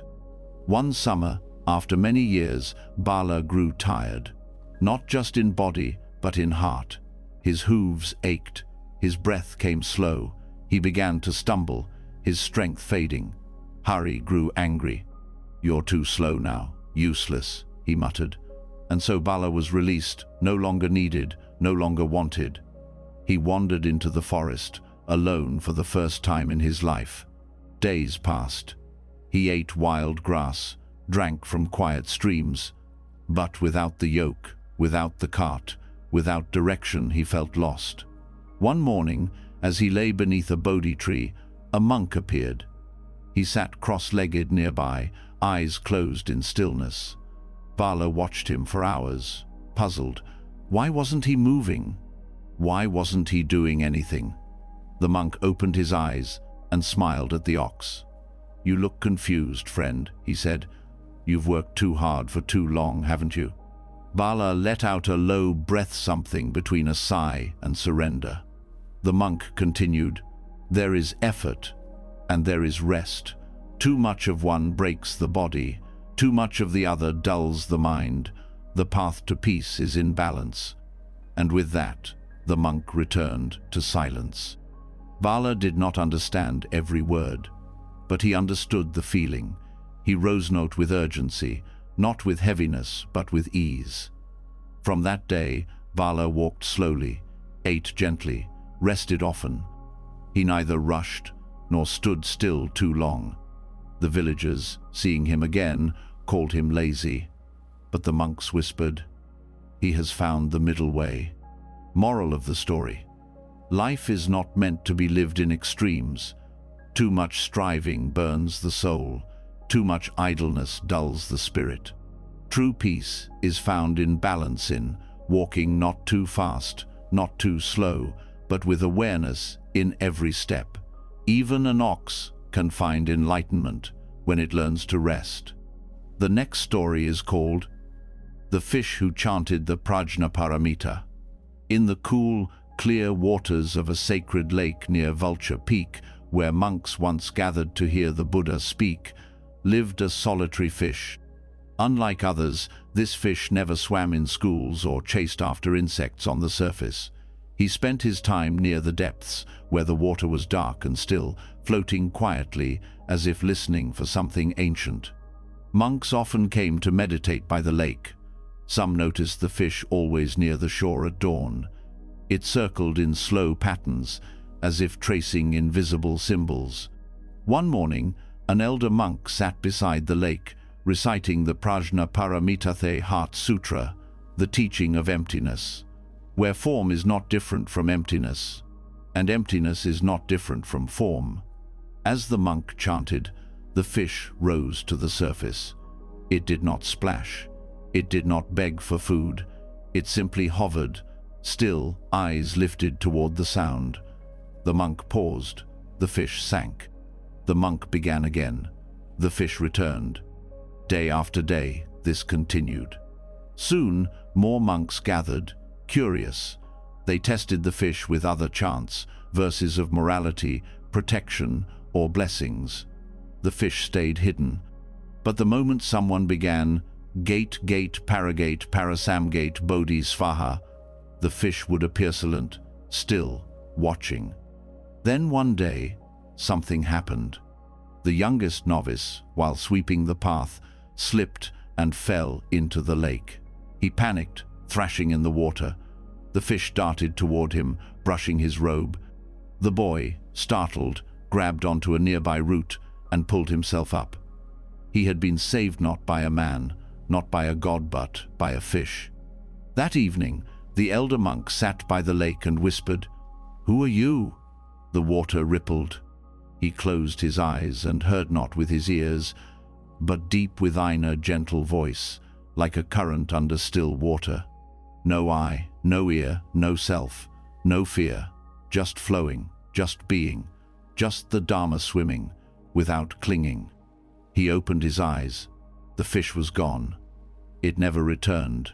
But those who chant the Heart Sutra by that lake say the water shimmers differently when they speak of emptiness not as absence, but as peace. Moral of the story: wisdom doesn't always wear a robe or speak in words. Sometimes it swims beneath the surface, quiet, unseen, awakened. The Dharma flows through all beings. And when we chant with sincerity, even the fish may listen or remember. The next story is called The Drum Maid of Silence. In a distant temple hidden among wind-swept cliffs, where clouds drifted low and the air tasted of stillness, there was said to be a sacred drum unlike any other. It was large, round, and carved from the heartwood of a tree that had never known speech. Its surface was stretched with a skin so thin and smooth it looked like moonlight caught in a circle. But what made the drum truly strange was this: it made no sound. When struck, there was no boom, no thud, no echo, just silence. The monks of the temple still bowed to it. Every morning one monk would approach and tap it with a soft mallet. Then he would sit in meditation. Visitors were puzzled. "What kind of drum is this?" they asked. "Why play a thing that does not speak?" Most monks would simply smile, but one day a restless young disciple named Jaya could no longer contain his frustration. He approached the elder who kept the drum and demanded, "Why do we bow to something that cannot even fulfill its purpose?" The elder looked at him kindly. "And what purpose do you believe it has failed?" "To make sound," Jaya replied. "A drum is meant to be heard." The elder nodded. "Then sit. Listen." Jaya sat before the drum. The elder lifted the mallet and struck it gently. The silence that followed was deeper than the stillness before. It was not emptiness. It was presence. A quiet that expanded like breath in the chest. Jaya's thoughts began to slow, his heartbeat to soften. He heard the wind outside, the faint chirp of a bird, the sound of his own inhaling. And then, something he had never noticed before: the sound of his mind settling. The elder whispered, "Some drums call the world to wake. This one calls the world to stop." Jaya bowed. He never struck the loud temple bells again without first sitting in silence before the quiet drum. Moral of the story: not all instruments are meant to be heard. Some are meant to remind us of what lies beneath the noise. In a world filled with sound, the deepest truths often rise in silence. The drum that does not speak may offer the loudest wisdom of all if we are quiet enough to listen. The next story is called The Teacher Who Became a Rock. Long ago, in a quiet forest monastery where the fog moved like silk through cedar trees, there lived a teacher named Bhava. He was beloved not for his brilliance, but for his kindness. He taught not in loud sermons, but in how he walked, how he listened, how he placed a cup gently on the ground. His presence was like warm tea, simple, steady, and soothing. His students came from all over, asking the deepest questions. What is truth? How do we end suffering? What is the nature of the mind? Bhava answered without force, sometimes with a story, sometimes with silence, sometimes with only a gaze that seemed to hold all the sky inside it. But as Bhava grew older, he began to speak less. He would sit longer by the river. He would touch the bark of trees as if greeting old friends. Then, one spring morning, he walked out of the monastery without a word and did not return. Days passed, then weeks. Some feared he had died. Others believed he had wandered into the forest for solitary meditation. The monks searched, but Bhava was gone. Years later, a young monk, weary from doubt and self-blame, wandered into a stone clearing deep in the forest. There, among the moss and wildflowers, sat a single rock, large, smooth, oddly shaped, like a seated figure. Drawn to it, the monk sat beside the rock and cried. He spoke aloud all the things he had never dared tell anyone: his jealousy, his failures, his ache to be better. The rock, of course, said nothing. And yet, the silence felt full, not cold, but vast. The monk left lighter, unsure why. Others came, one by one. They began calling it the listening rock. One day, an old nun placed her hand on the stone and whispered, "Thank you, Bhava." She had known him as a child. She knew the rock remains to this day, and those who sit beside it say they leave with fewer burdens, not because the rock speaks, but because it never interrupts. Moral of the story: The greatest teachers do not always give answers. Sometimes they become the space where others find their own. Presence is the final teaching, and when words are no longer needed, even a rock can carry the wisdom of a silent, loving heart. The next story is called The Skeleton's Enlightenment. In the shadowed forest beyond Vulture Peak, where leaves whispered secrets and the moon lit only what it chose, there was a place where no one went, a clearing filled with bones. Time had forgotten who they belonged to. Some were animal, others human. They lay scattered across moss and earth, like the remains of old stories, never told. One day, a wandering monk named Asita came to this forest, seeking solitude. He had grown tired of teachings, tired of temples, tired even of his own voice repeating chants. If liberation cannot be found in the silence of death, he thought, then it is no path at all. And so he settled near the clearing, where the bones kept quiet company. Every morning, Asita meditated beside them. He watched the sun rise through the ribs of a broken skeleton. He bowed to the jawbone of a creature he could not name. He slept under the silent stare of a half-buried skull. Then, one night, something shifted. As the wind grew still and stars spilled across the sky, Asita opened his eyes and saw a vision, not with his sight, but with his heart. A skeleton, full and glowing with soft light, stood before him. It did not move, it did not speak, but it radiated something he had never felt before: peace. Asita bowed. "What are you?" he asked quietly. The skeleton remained still, yet a voice filled the air, not with sound, but with knowing. "I am what remains when all else falls away. I am the truth beneath your robes, beneath your fears, beneath even your name."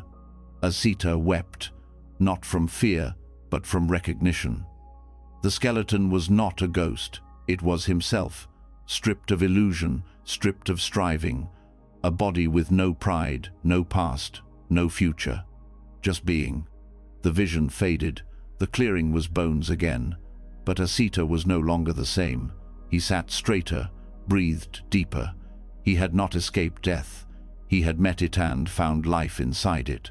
Moral of the story: when we stop running from what we fear, we begin to understand it. Death is not the enemy, is the mirror. And in its stillness, we are shown the truth. Enlightenment is not about becoming more, but about shedding everything that is not real. Even a skeleton can shine once it is seen with clear eyes. The next story is called The Tattooed Sutra. In a small village tucked between mountains and mist, there lived a man named Kiri, who was known not for his wisdom, but for his anger. His body bore many scars, and his fists spoke more often than his mouth. He had once been a soldier, hardened by war and loss. No one dared approach him, and he did not care. He drank alone, he slept alone. He believed peace was a myth, a lie told to the weak.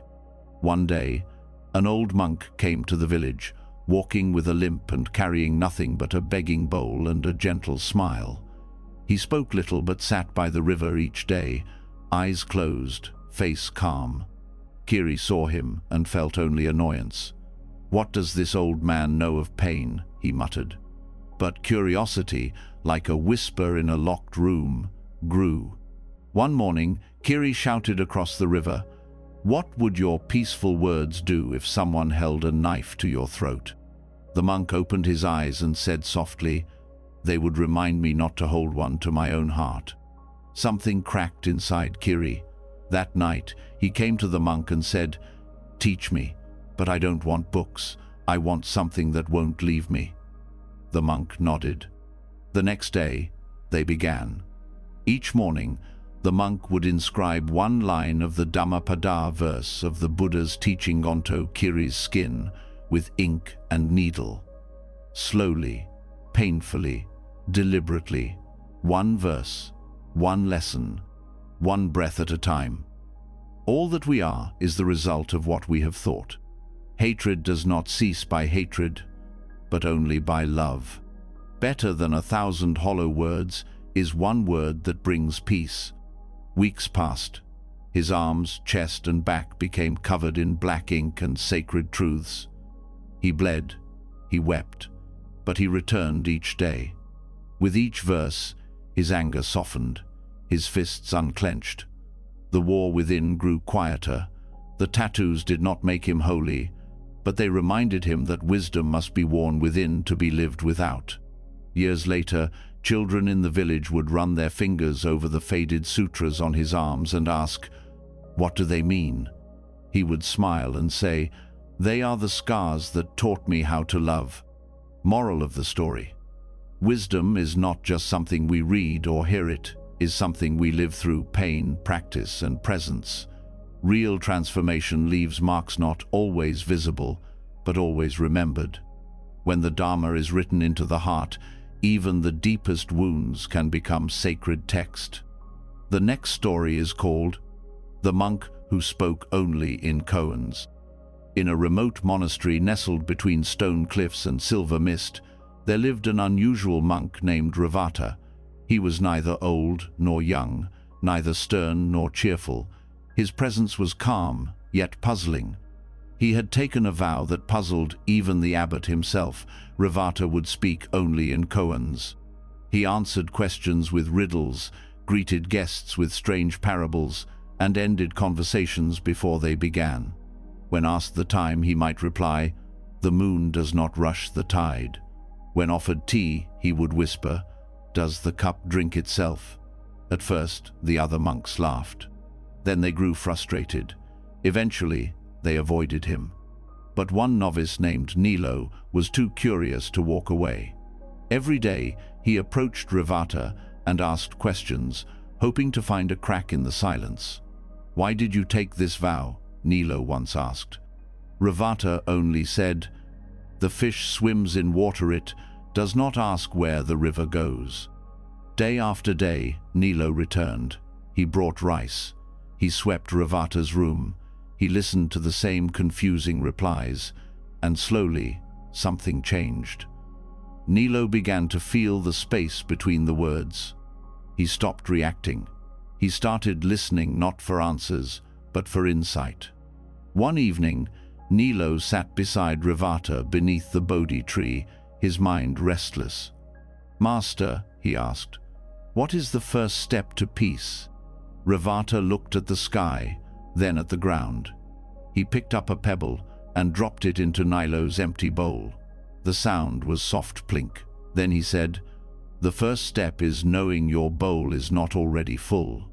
In that moment, Nilo felt a deep quiet settle inside him, not because he understood everything, but because he no longer needed to. Ravata smiled, his eyes shining with the kind of stillness that comes only when nothing needs to be explained. Moral of the story: truth does not always come in straight lines or clear words. Sometimes the mind must be unraveled before the heart can hear. Koans are not puzzles to be solved, they are doors. And when the mind stops knocking, they open. The next story is called A Sigh Heard Across Samsara. At the edge of a windswept desert where no roads passed and no temples stood, there sat a woman in silence. Her name was lost, long ago forgotten even by herself. She had lived many lives across countless realms. A mother in one, a thief in another, a warrior, a monk, a queen, a beggar. She had worn every face and carried every burden. Each time she had searched for truth, for love, for rest. Each time it slipped away. This life was different. There were no grand pursuits now, no riches, no robes, just stillness. She wandered into the desert one day and sat on a flat stone beneath a vast, indifferent sky. Her hands rested in her lap. Her breath was slow, steady, dry like the wind. And then she sighed. It was not a sigh of despair, nor of relief. It was the sigh of one who had finally stopped reaching. The sound was soft, barely louder than the breeze. But in that moment, Something in the fabric of samsarathi, endless wheel of birth, death, and becoming trembled. In another realm, a dying man opened his eyes and smiled. In a forest, a deer paused mid-step and looked toward the horizon. In a crowded city, a child stopped crying, as if comforted by something far away. None of them knew why, but something within them grew quiet. Back in the desert, the woman whispered, "Enough." Not in bitterness, not in surrender, but in deep, boundless understanding. She had chased lifetimes like waves, and now she sat on the shore, watching them rise and fall without needing to dive in. In that stillness, she saw everything: joy, loss, war, love, all unfolding like a dance of light and shadow. And for the first time, she didn't need it to stop or change. She simply saw and let it be. Some say she dissolved into dust and wind. Others say she still sits there, silent and unseen. But those who are ready, truly ready, say that if you listen deeply during meditation, you can still hear her sigh. Moral of the story: sometimes the most profound awakening comes not in action, but in the moment we stop grasping. When we no longer crave escape or control, even a sigh can carry the wisdom of lifetimes. Peace begins not when the world changes, but when we stop needing it to. The next story is called The Fasting Spider. In the corner of a crumbling shrine deep within the jungle, a spider lived alone. It spun its web across a broken stone statue of the Buddha, where incense no longer burned and no one came to pray.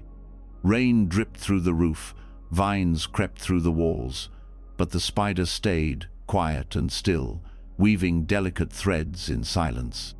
She was not an ordinary spider. She had once spun her web with hunger in her heart, catching flies, beetles, anything that wandered into her trap. Her legs moved fast, her fangs sharper than they needed to be. But the years had changed her. Each meal filled her body but left her empty. Each death left a stillness behind that clung to her web. One day, a monk came to the shrine. He was old, walking with a cane carved from driftwood.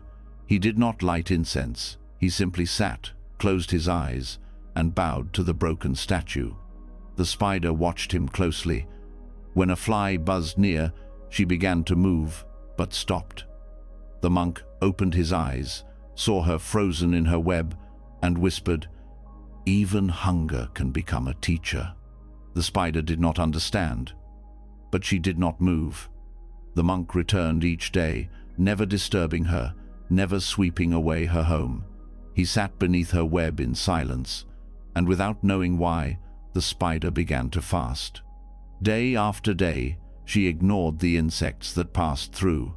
Her legs grew slower, her web dusted with stillness. She grew thin, yet inside her, a strange peace began to grow, a stillness that had nothing to do with death, but everything to do with release. She fasted not from starvation, but from harm, not from weakness, but from choice. On the final day of the monk's visit, he placed a single rice grain on the ground beneath her. "You have become something more than a spider," he said. "You have learned restraint not with words, but with stillness." And then he left. The shrine eventually crumbled, the web faded, and the spider's story was lost to time. But monks still tell it quietly, to those who ask what it means to give up, not because you must, but because you understand. Moral of the story: discipline is not about denial, it is about clarity.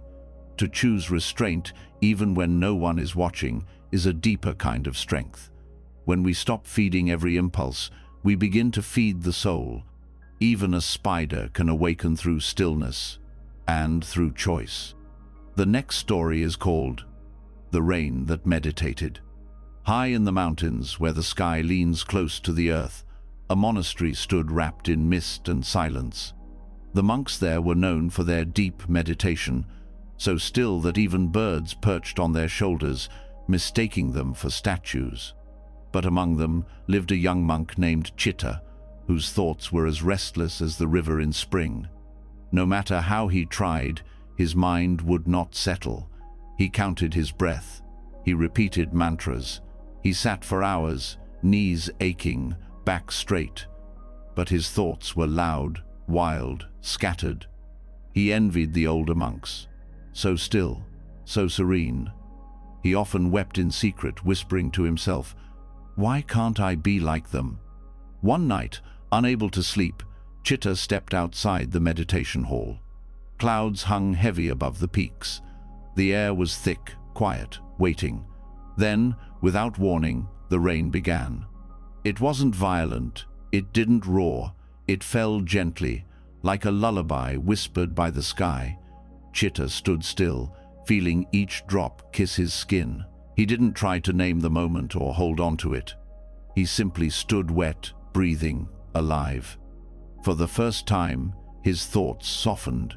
He wasn't trying to meditate, he just was. The rain didn't rush, it didn't force. It fell without needing to be more than what it was, drop by drop, moment by moment. Chitta closed his eyes and listened not just with his ears, but with his whole being. He heard the earth drink, the leaves hum, the silence between the drops. And somewhere in that silence, he found himself.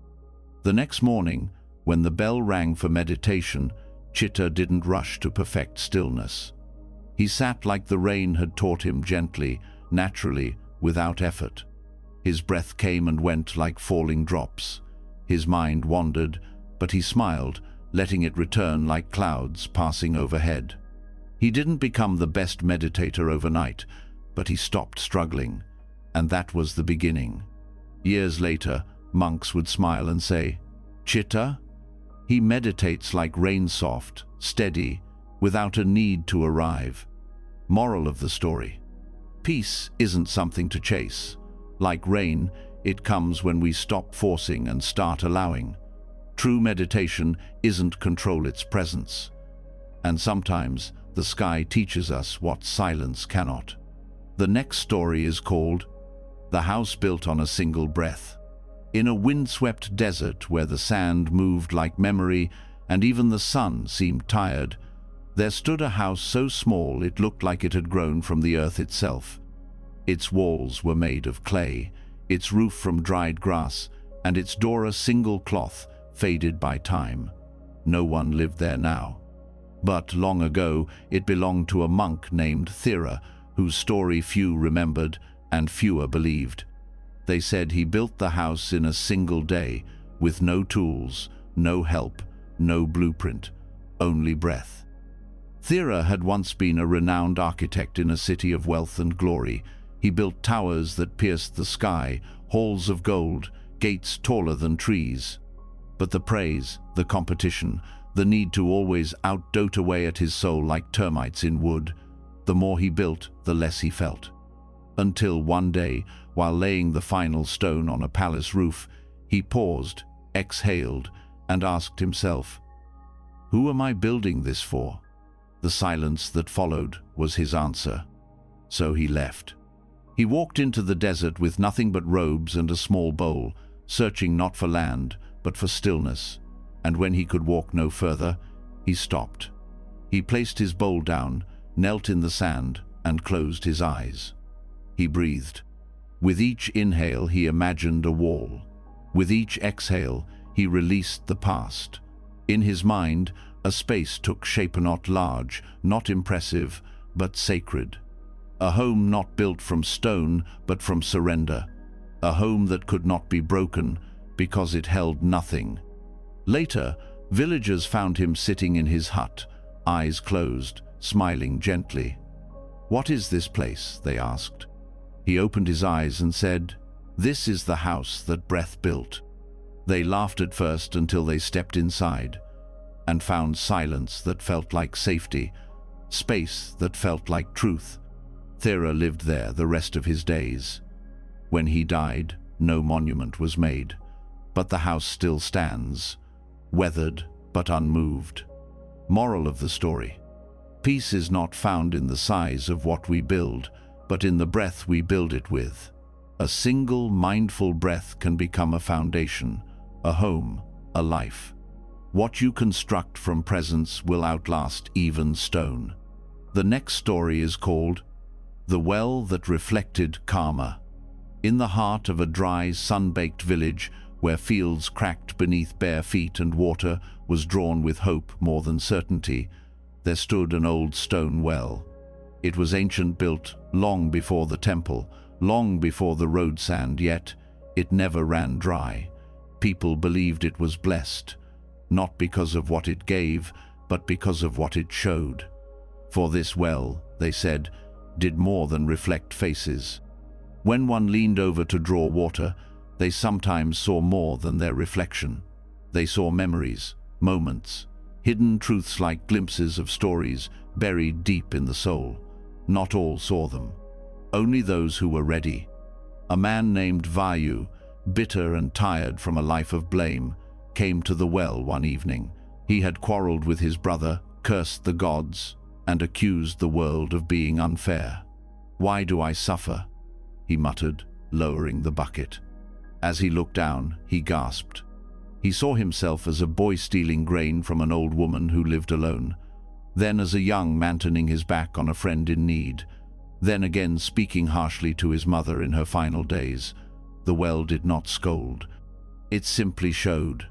The water shimmered with the gentle weight of truth. He fell to his knees, not from shame, but from recognition. The next day, he returned and began to change. Slowly, like water smoothing stone, he repaired the roof of the old woman's house. He wrote a letter to the friend he had abandoned. He planted trees where there were none. People saw his transformation and wondered what had caused it. He simply said, "The well reminded me who I was, and who I still could be." Years later, others began visiting the well, not just to draw water, but to draw clarity. Some saw visions, others saw only themselves, but all left quieter than they came. Moral of the story: karma is not punishment, it is a mirror. It does not seek revenge, only reflection. When we truly see ourselves not with judgment, but with honesty, we begin to shift. Healing begins when we stop asking, "Why me?" and start asking, "What now?" Even the clearest water cannot quench us until we are ready to drink. The next story is called The Umbrella That Shaded a Ghost. In a forgotten village where the winds carried the scent of old prayers and the nights were thick with silence, there was a well-worn path that no one dared walk after dusk. It led to a broken pagoda, its roof half collapsed and its walls covered in moss. The villagers said a ghost lived there, a woman in white who wept without tears, visible only in the flicker of oil lamps. They didn't know her name, only that she never left the ruins. Some said she was cursed, others said she was waiting. One rainy evening, a young monk named Loka arrived in the village. He had been walking for days, soaked and shivering. The villagers offered him shelter, but warned him of the path to the pagoda. "Don't go near it," they said. "The ghost still lingers."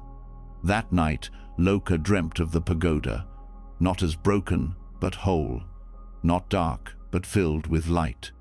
He awoke before dawn and, with quiet steps, took his old bamboo umbrella and walked toward the place no one dared to go.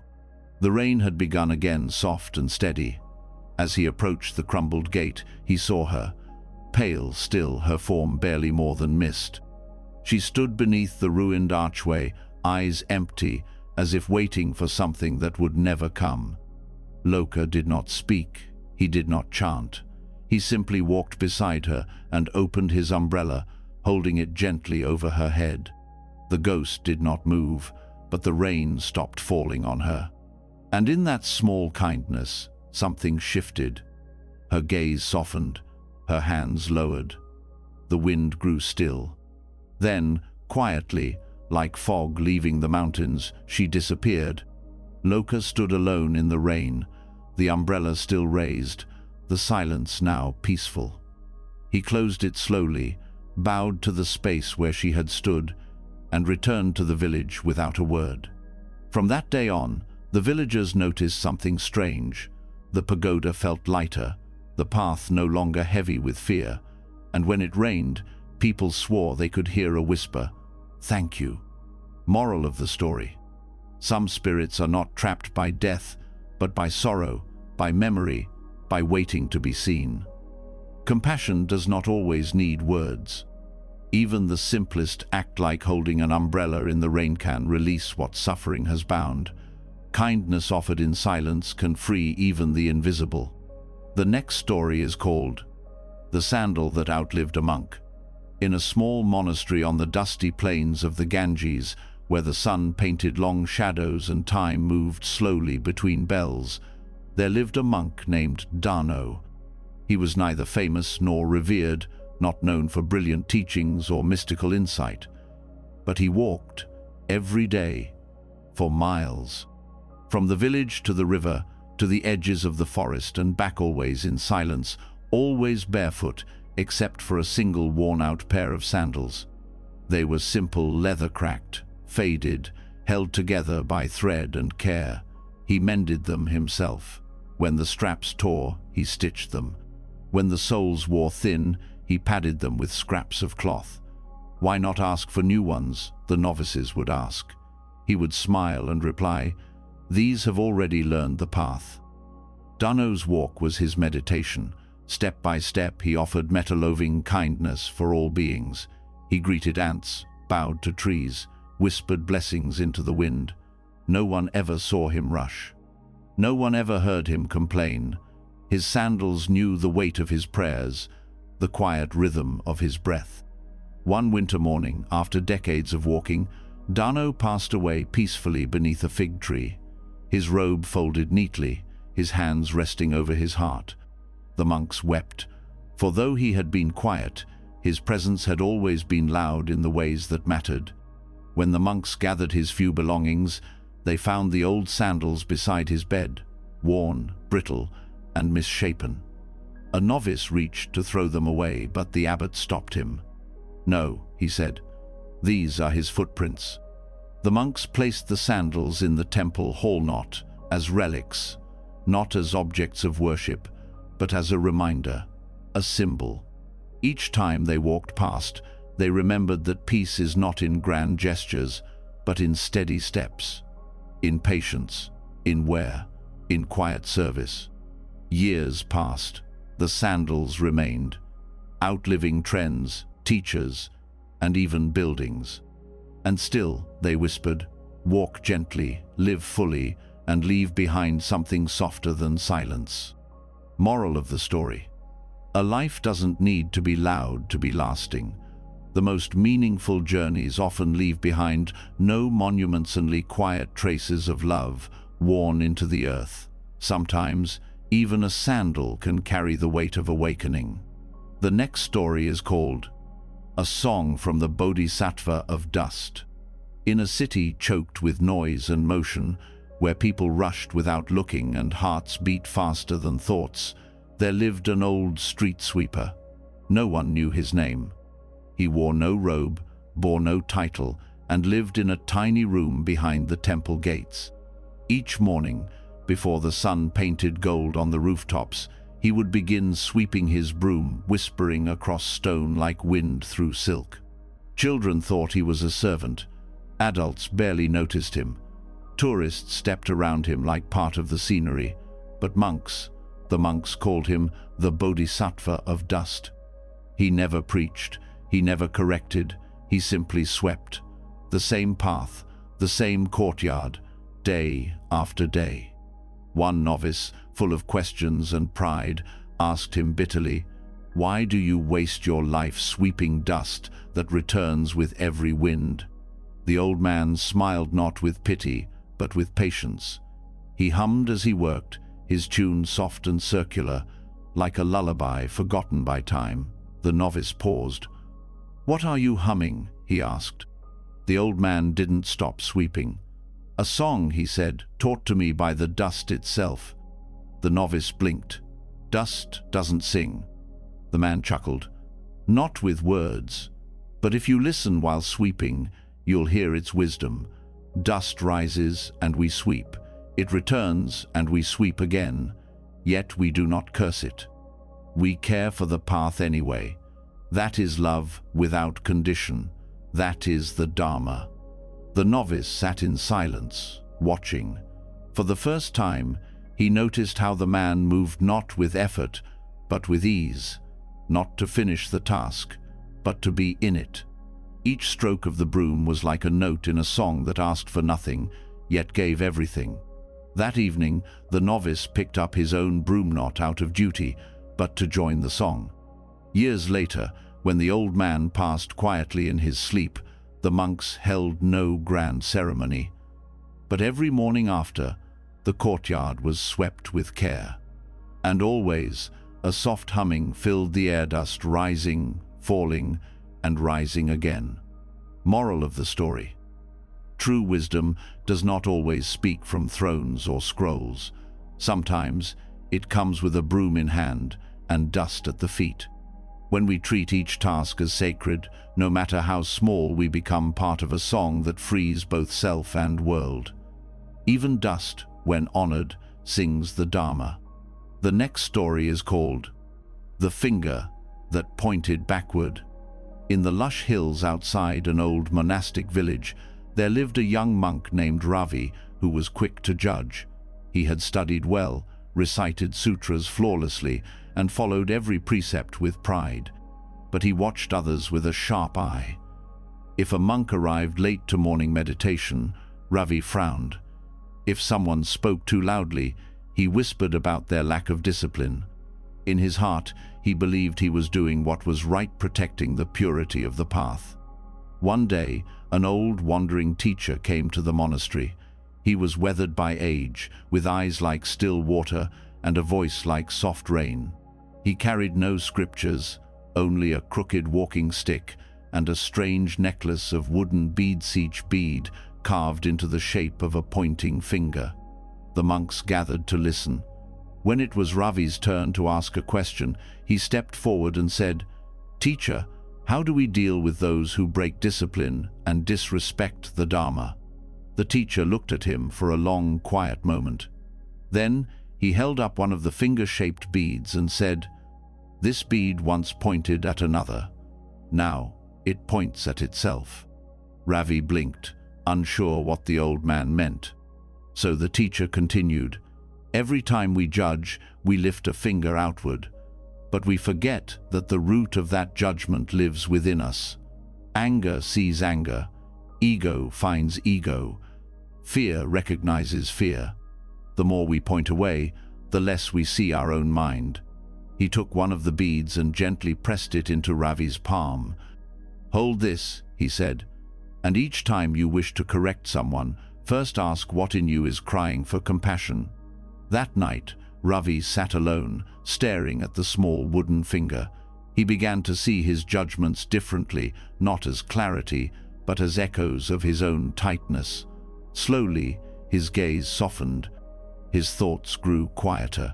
He began to listen more and correct less. Not because he was passive, but because he had learned where true discipline begins. Moral of the story: the path of wisdom starts with turning inward. Before we point at others, we must first touch the place in ourselves that feels wounded, fearful, or proud. True insight isn't in blaming the world, but in seeing how the world reflects what lives inside us. Sometimes the most powerful finger is the one that points back. The next story is called The Bird Nested in the Dharma Wheel.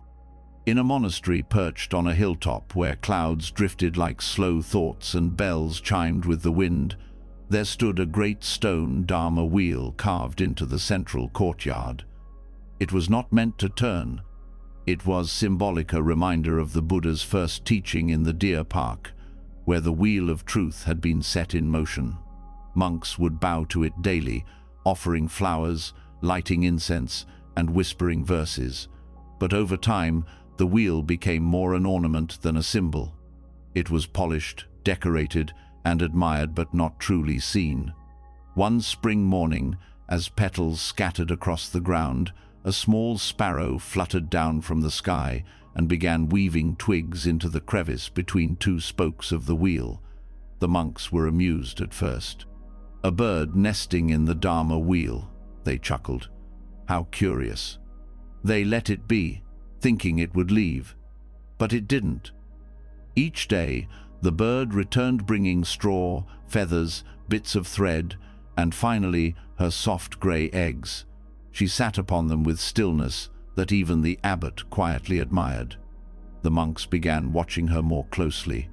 She rose only to feed. She chirped only when necessary. Mostly she sat silent, focused, fully present. The head monk began placing his mat near the wheel, meditating beside her. "She teaches stillness," he said.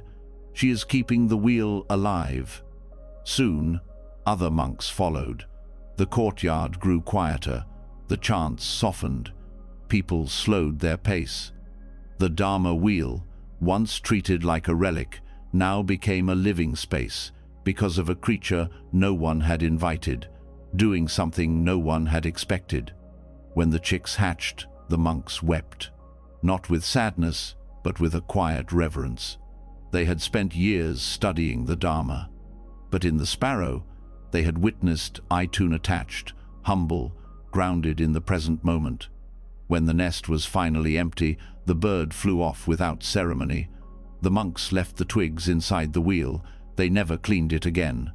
Moral of the story: the Dharma does not belong only to monks or scriptures. It lives wherever there is presence, care, and simplicity. Sometimes, a bird acting without intention can awaken more hearts than 1,000 sermons. Truth nests quietly where love and stillness meet. The next story is called The Forgotten Chant of the Cave Wall. High above a river valley, where the mist clings to stone like memory, there was a cave long abandoned by time. Once, it had been a sacred place. Monks used to gather inside its cool, shadowed walls to chant by torchlight, their voices rising like smoke into the darkness above. Over centuries, the cave fell silent. Vines grew across its entrance. Dust layered the floor. Only bats and echoes remained. But the cave remembered. Etched faintly into one wall, barely visible beneath the moss and soot, were the syllables of a forgotten chant-old Pali verses carved by a monk whose name no longer lived in any scripture. He had sat in that cave alone for 20 years, repeating the same chant, not for fame, not for others, but for the purification of his own heart. His voice had long since vanished, but something of it lingered, quiet and steady, like warmth left in a room after the fire goes out. One day, a tired traveler named Luma, neither monk nor seeker, only lost took shelter in the cave during a storm. Her heart was heavy with grief, her thoughts loud and wild. She lay down, ready to cry herself to sleep, when she heard it. Not a voice, not a song, just a rhythm. A faint hum, not in the air but in the stone itself. It wasn't sound it was feeling. A deep, subtle vibration pulsing through the wall where her hand rested. She pressed her ear to the stone. She couldn't understand the words, but something inside her began to calm. Her breathing slowed. The ache in her chest loosened. She fell asleep. When she awoke, the storm was gone, but something else had passed too. A fear she couldn't name had lifted. She left the cave lighter than she entered, unaware she had been cradled by the echo of a chant that never really stopped. Years later, others came. Some heard it, some didn't. But those who listened with the heart said the walls were not silent. They were remembering. Moral of the story: words may vanish, voices may fade, but the energy of sincerity lives on. When something is spoken with the full weight of the heart, it does not disappear, it becomes part of the world itself. Even forgotten chants can continue to heal, echoing softly through the stillness we dare to enter. The next story is called The Child Who Asked the Bodhisattva Why. In a village wrapped in the soft silence of rice fields and the smell of rain-soaked earth, there stood a small shrine to Avalokiteshvara, Bodhisattva of compassion. The statue was simple, hands folded, eyes half-closed in stillness. Villagers came to light incense, to whisper prayers, to cry in secret. They said the Bodhisattva heard all suffering, even the kind people couldn't speak aloud. But one day, it wasn't a whisper that came. It was a voice clear, honest, unfiltered, a child's voice. Her name was Mira. She was only 7, but her eyes were older. She had lost her father to fever, her mother to grief, and now lived with a grandmother who barely spoke. She wandered to the shrine one afternoon, barefoot and tired, and sat in front of the statue. And then she asked, aloud, without shame, "Why didn't you stop it?" The wind was still. The incense curled upward. The Bodhisattva's face did not change. Mira continued, her voice trembling with the kind of anger only the innocent can carry. "You say you're full of compassion, that you help everyone, but I prayed, I asked, I waited, and still they left. Why didn't you fix it?" The statue said nothing. But Mira didn't leave. She came again the next day, and the next. She didn't light incense. She didn't bow. She only sat and asked why. One morning, an old monk happened to pass by. He saw the girl and gently sat beside her. She didn't speak. He didn't interrupt the silence. After some time, he said, "Do you know what Avalokiteshvara means?" She shook her head. "It means the one who hears the cries of the world, not the one who fixes everything, not the one who erases pain, just the one who hears completely." She looked at the statue. "So, it's listening?" The monk nodded. "And sometimes being truly heard is what saves us." That day, Mira didn't ask why. She simply sat, and for the first time in a long time, the silence didn't hurt. Moral of the story: compassion doesn't always answer with solutions. Sometimes it answers with presence. In a world full of noise, the deepest healing often begins when our pain is heard fully, without interruption, without fixing. Even a child's question, when spoken honestly, can open the heart of the sacred. The next story is called The Cloak Sewn with Silence. In the cold northern mountains, where words turned to mist before they reached the ear and snow fell as slowly as breath, there lived a monk known only by his cloak. It was not rich or colorful, just a faded gray garment, worn thin at the edges, with hundreds of tiny stitches barely visible to the eye. But every stitch, they said, held a silence. No one knew exactly when the monk had come. He had never been seen arriving, never been heard speaking. He worked quietly, sweeping the monastery floors, mending robes, lighting lamps before sunrise. Some monks found him strange. Others felt calm in his presence, though they didn't understand why. The abbot once approached him during morning tea and asked, "Brother, why don't you speak?" The monk offered a gentle smile and bowed. Then he returned to his work, humming softly, not a tune, just the sound of breath in rhythm. Later that winter, a young novice named Tila, full of restless thoughts and heavy questions, approached him. "I don't know how to stop my mind," she said.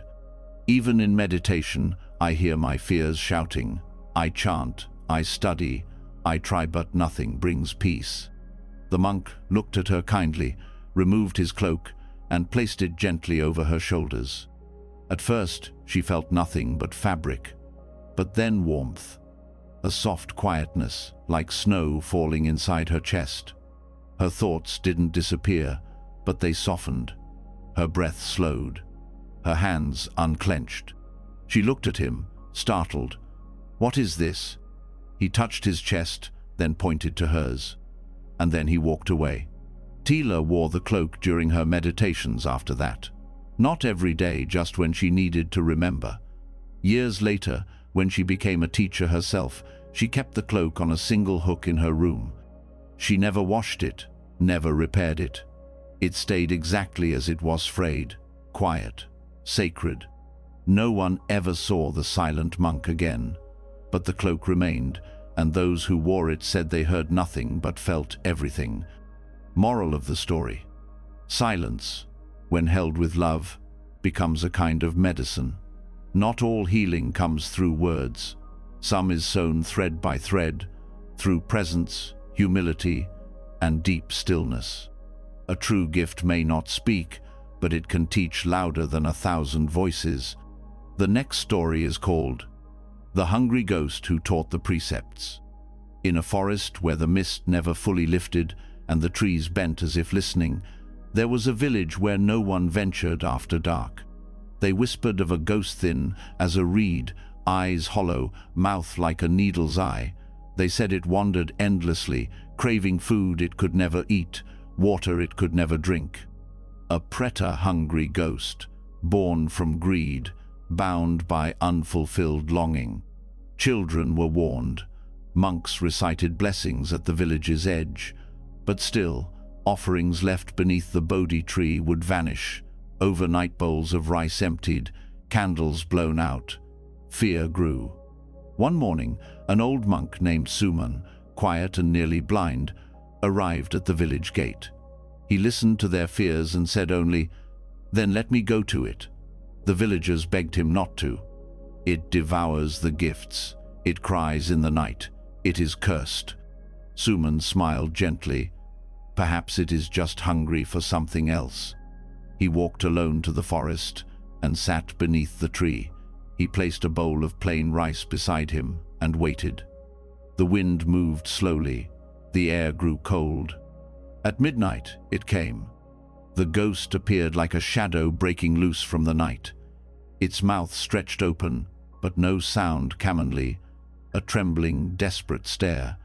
It reached for the bowl, but its thin arms passed through it. Its hands could not hold. Suman didn't flinch. He whispered, "You do not need food. You need memory." The ghost paused. "You once lived as a merchant," Suman said. "You broke promises. You hoarded wealth. You refused to feed the sick. Now your hunger cannot end because you never learned to give." The ghost shuddered. So Suman began to teach not with words alone, but with stillness. He recited the 5 precepts slowly, night after night, letting each one hang in the air like incense. Do not harm. Do not steal. Do not misuse. Do not lie. Do not intoxicate the heart. The ghost returned each night, its form growing softer, its eyes less wild. It listened, and then, one dawn, it did not return. Only the bowl of rice remained untouched, whole. Moral of the story: the deepest hunger is not for food, but for truth. When we forget how to live with care, we become bound by cravings that cannot be filled. The precepts are not rules, they are medicine. Even a ghost can be freed by remembering what it once forgot to give. The next story is called The Lake Where Words Dissolve. Far beyond the noisy cities and crowded roads, hidden in a forest wrapped in mist and memory, there lay a lake so still it looked like a mirror left by the sky. The villagers called it Nirbasathe Lake Where Words Dissolve. It was not large, nor deep, but it shimmered with a quiet that unsettled those who spoke too much. No birds sang near it, no fish stirred its waters, and those who approached with loud voices found their words fell flat, vanishing before they reached another's ears. It wasn't magic, they said. It was something older, quieter, more sacred. The monks believed the lake did not mute speech, but returned it to where it came from, before sound, before form, before self. Many feared it, but one young monk named Anir sat by its edge each evening. He was gentle, kind, but tormented by his mind. During meditation, his thoughts raced. During chanting, his heart ached. He memorized sutras, repeated mantras, but still he felt unworthy, always explaining, always justifying, always talking to himself inside his own head. One day, he walked to the lake with a heavy chest and knelt before its shining surface. "Why can't I find peace?" he whispered. "Why does silence scare me so much?" The water did not answer, but something in it shimmered an invitation. So Anya began to speak aloud, not prayers or rituals, but his pain, his fear of being forgotten, his guilt, his longing to be seen. Word after word spilled from his mouth into the air and vanished. No echo, no reply. The lake swallowed them gently. He spoke until there was nothing left to say, until his own breath was all he could hear, until even that too became still. And then, for the first time in his life, he sat in true silence, and no forced, not uncomfortable, just there, like the lake itself. When he returned to the monastery, the other monks noticed something strange.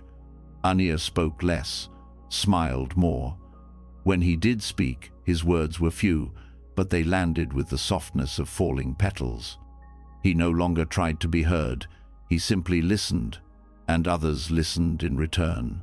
Moral of the story: not all words need to be spoken. Some truths are too deep for language. When we learn to let go of the noise inside us, we begin to hear the silence that heals. Peace does not come when we are finally heard, it comes when we no longer need to speak. The next story is called The Ink That Ran from the Sutra.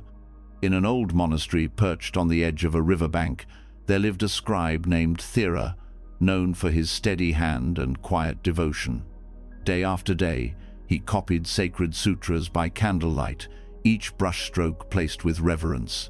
The pages were more than parchment, they were prayer. He believed that if even one character was written with distraction, the teaching would lose its power. Thera never missed a line, never smudged a syllable. His work was admired, preserved, even chanted by distant monks. Yet in his heart, he feared imperfection. He avoided the sick, the troubled, the noisy. "I must stay pure," he told himself. "The Dharma deserves only clean hands." One monsoon season, a traveler arrived at the gate soaked, coughing, and barely able to walk. The monks welcomed him with food and rest, but Thera recoiled. "He will bring sickness," he whispered, "and ruin the calm." He avoided the traveler, even moved his scrolls to a higher shelf. That night, the rain poured like weeping sky. Thera sat down with a fresh sutra. He ground the ink, dipped his brush, and began. But as he wrote the first verse, the ink bled. Not just a little, completely. The words ran down the page like tears, smearing into nothing. He cleaned his tools, tried again. Again, the ink dissolved. Page after page, verse after verse, the sutras vanished beneath the flood of running ink. Panic rose in his chest. "Why is this happening?" he cried. The abbot came, saw the mess, and said softly, "Perhaps the sutra is asking to be lived, not just copied." Thera froze. He looked out the window. The traveler was sitting outside, drenched, alone, trembling in the cold. Without a word, Thera stood. He wrapped a dry robe around the man's shoulders. He brought him warm tea. He sat beside him, no longer guarding silence, but sharing it. The next morning, he returned to his scroll. The ink stayed still. The words held. The page did not bleed. But Thera did. He wept not in shame, but in gratitude for the teaching he had finally understood. Moral of the story: wisdom is not found in perfect lines, but in open hearts. The Dharma lives not only in ink and words, but in how we serve the suffering before us. When compassion is missing, even the truest teachings run dry. But when love is present, every act becomes a sacred verse. The next story is called The Monk Who Gave Up Rebirth. In a forest cloaked in golden leaves and quiet light, there lived a monk named Samida, who had practiced the path with fierce discipline for many lives. It was said that he remembered his past incarnations not as stories, but as feelings etched into his bones. He had once been a prince, once a poet, once a hermit lost to grief. Each life had carried him closer to awakening, and now, in this final lifetime, he could feel the edge of nirvana at his fingertips. He fasted without suffering. He meditated without distraction. His mind was clear, his breath steady.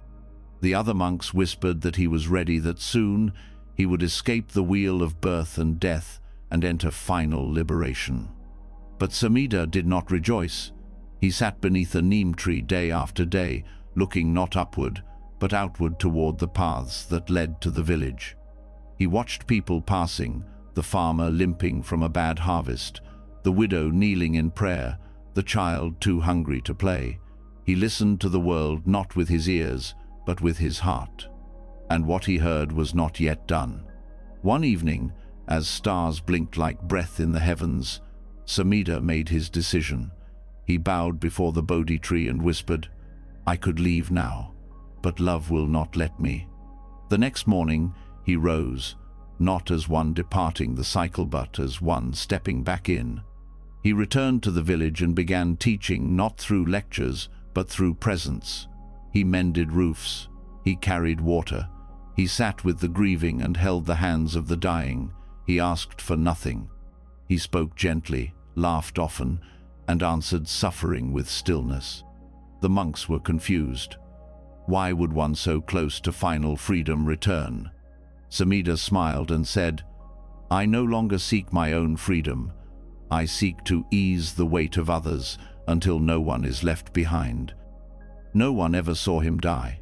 They say he simply walked into the forest one day, humming a lullaby no one had ever heard before, and faded into the trees. Moral of the story: true awakening is not the desire to leave the world behind, but the willingness to return to it with compassion. The highest path is not always escape.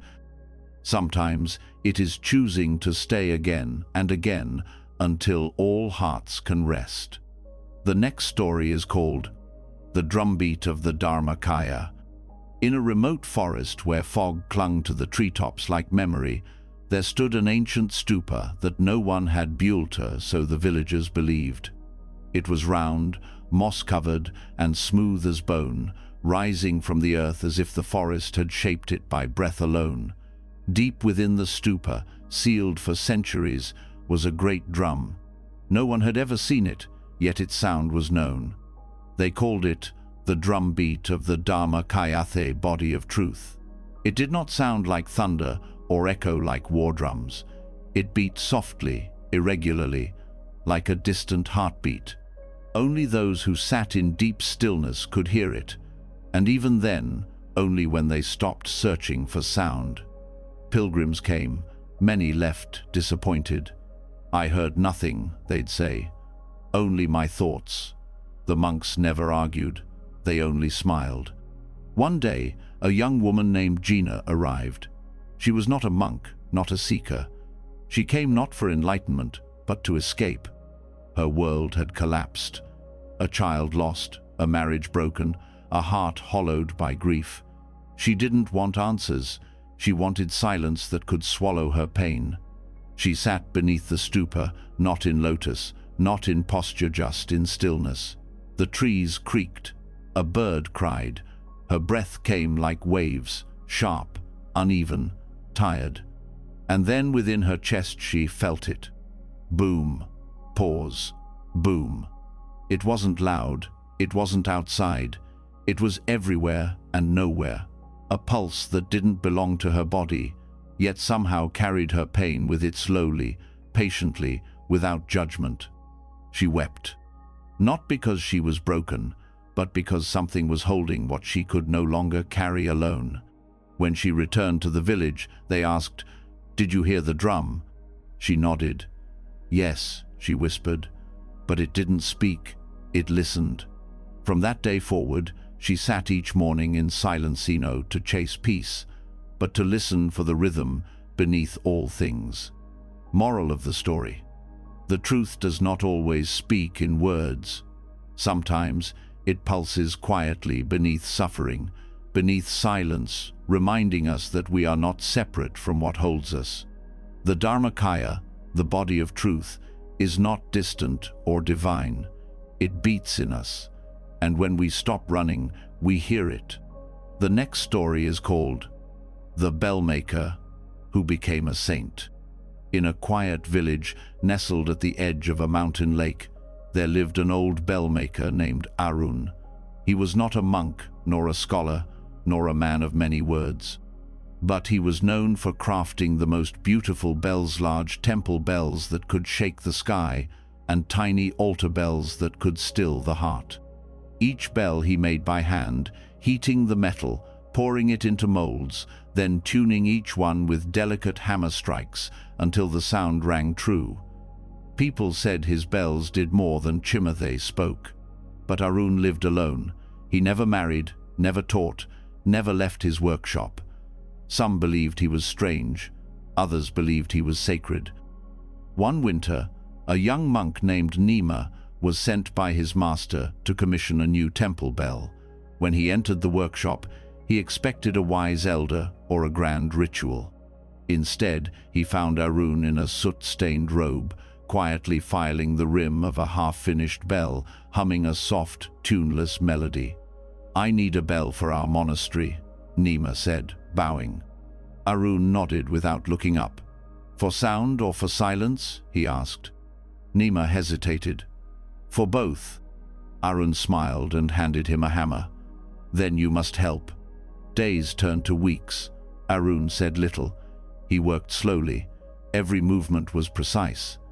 But as Nima labored beside him, something changed. His breath slowed. His thoughts quieted. He began to listen not to the clang of metal, but to the pauses between, to the stillness inside each ring. One night, as they tested the bell beneath the stars, Arun struck it once. The sound rolled across the lake like light traveling through darkness, then faded into a hush that filled every corner of the night. Nima felt tears rise without knowing why. "Why do your bells sound like this?" he asked. Arun touched his heart. "Because I empty myself before I begin." Years later, when Arun passed, the monks came and took the last bell he ever made. They placed it not in the bell tower but in the center of the temple, untouched, unrung. It became their teacher. Moral of the story: the truest sound comes from the quietest heart. When we work without ego, create without pride, and offer without seeking reward, we become instruments of something greater. Even a bellmaker, through simple hands and silent love, can shape the path of saints. The next story is called The Whispered Precept Under the Bodhi Tree. Long after the Buddha had passed into parinirvana, the Bodhi tree still stood, its branches wide like open arms, its leaves whispering with the wind. Monks came from far away to sit beneath it, not to hear a sermon, but to feel what words could never carry. They would sit in silence, eyes closed, as if the ground beneath them still remembered the moment of awakening. One rainy season, a young novice named Samita arrived at the tree with a storm inside her heart. She had failed in her discipline, spoken harshly to another monk, broken a vow in a moment of fear. The guilt clung to her like wet robes. She tried to chant, but her voice trembled. She tried to meditate, but her thoughts screamed. So she simply sat beneath the tree and cried. She didn't ask for forgiveness. She believed she didn't deserve it. The rain tapped softly on the leaves above. Wind stirred the branches. Then came something strange, so quiet she thought she imagined it. A whisper. It didn't come from the wind or from another monk. It came from within the space she had fallen into. It wasn't a voice, yet it spoke. Begin again. That was all. Not a punishment, not an answer. Just a precept not written on any scroll, a living one, passed through presence itself. Samita opened her eyes.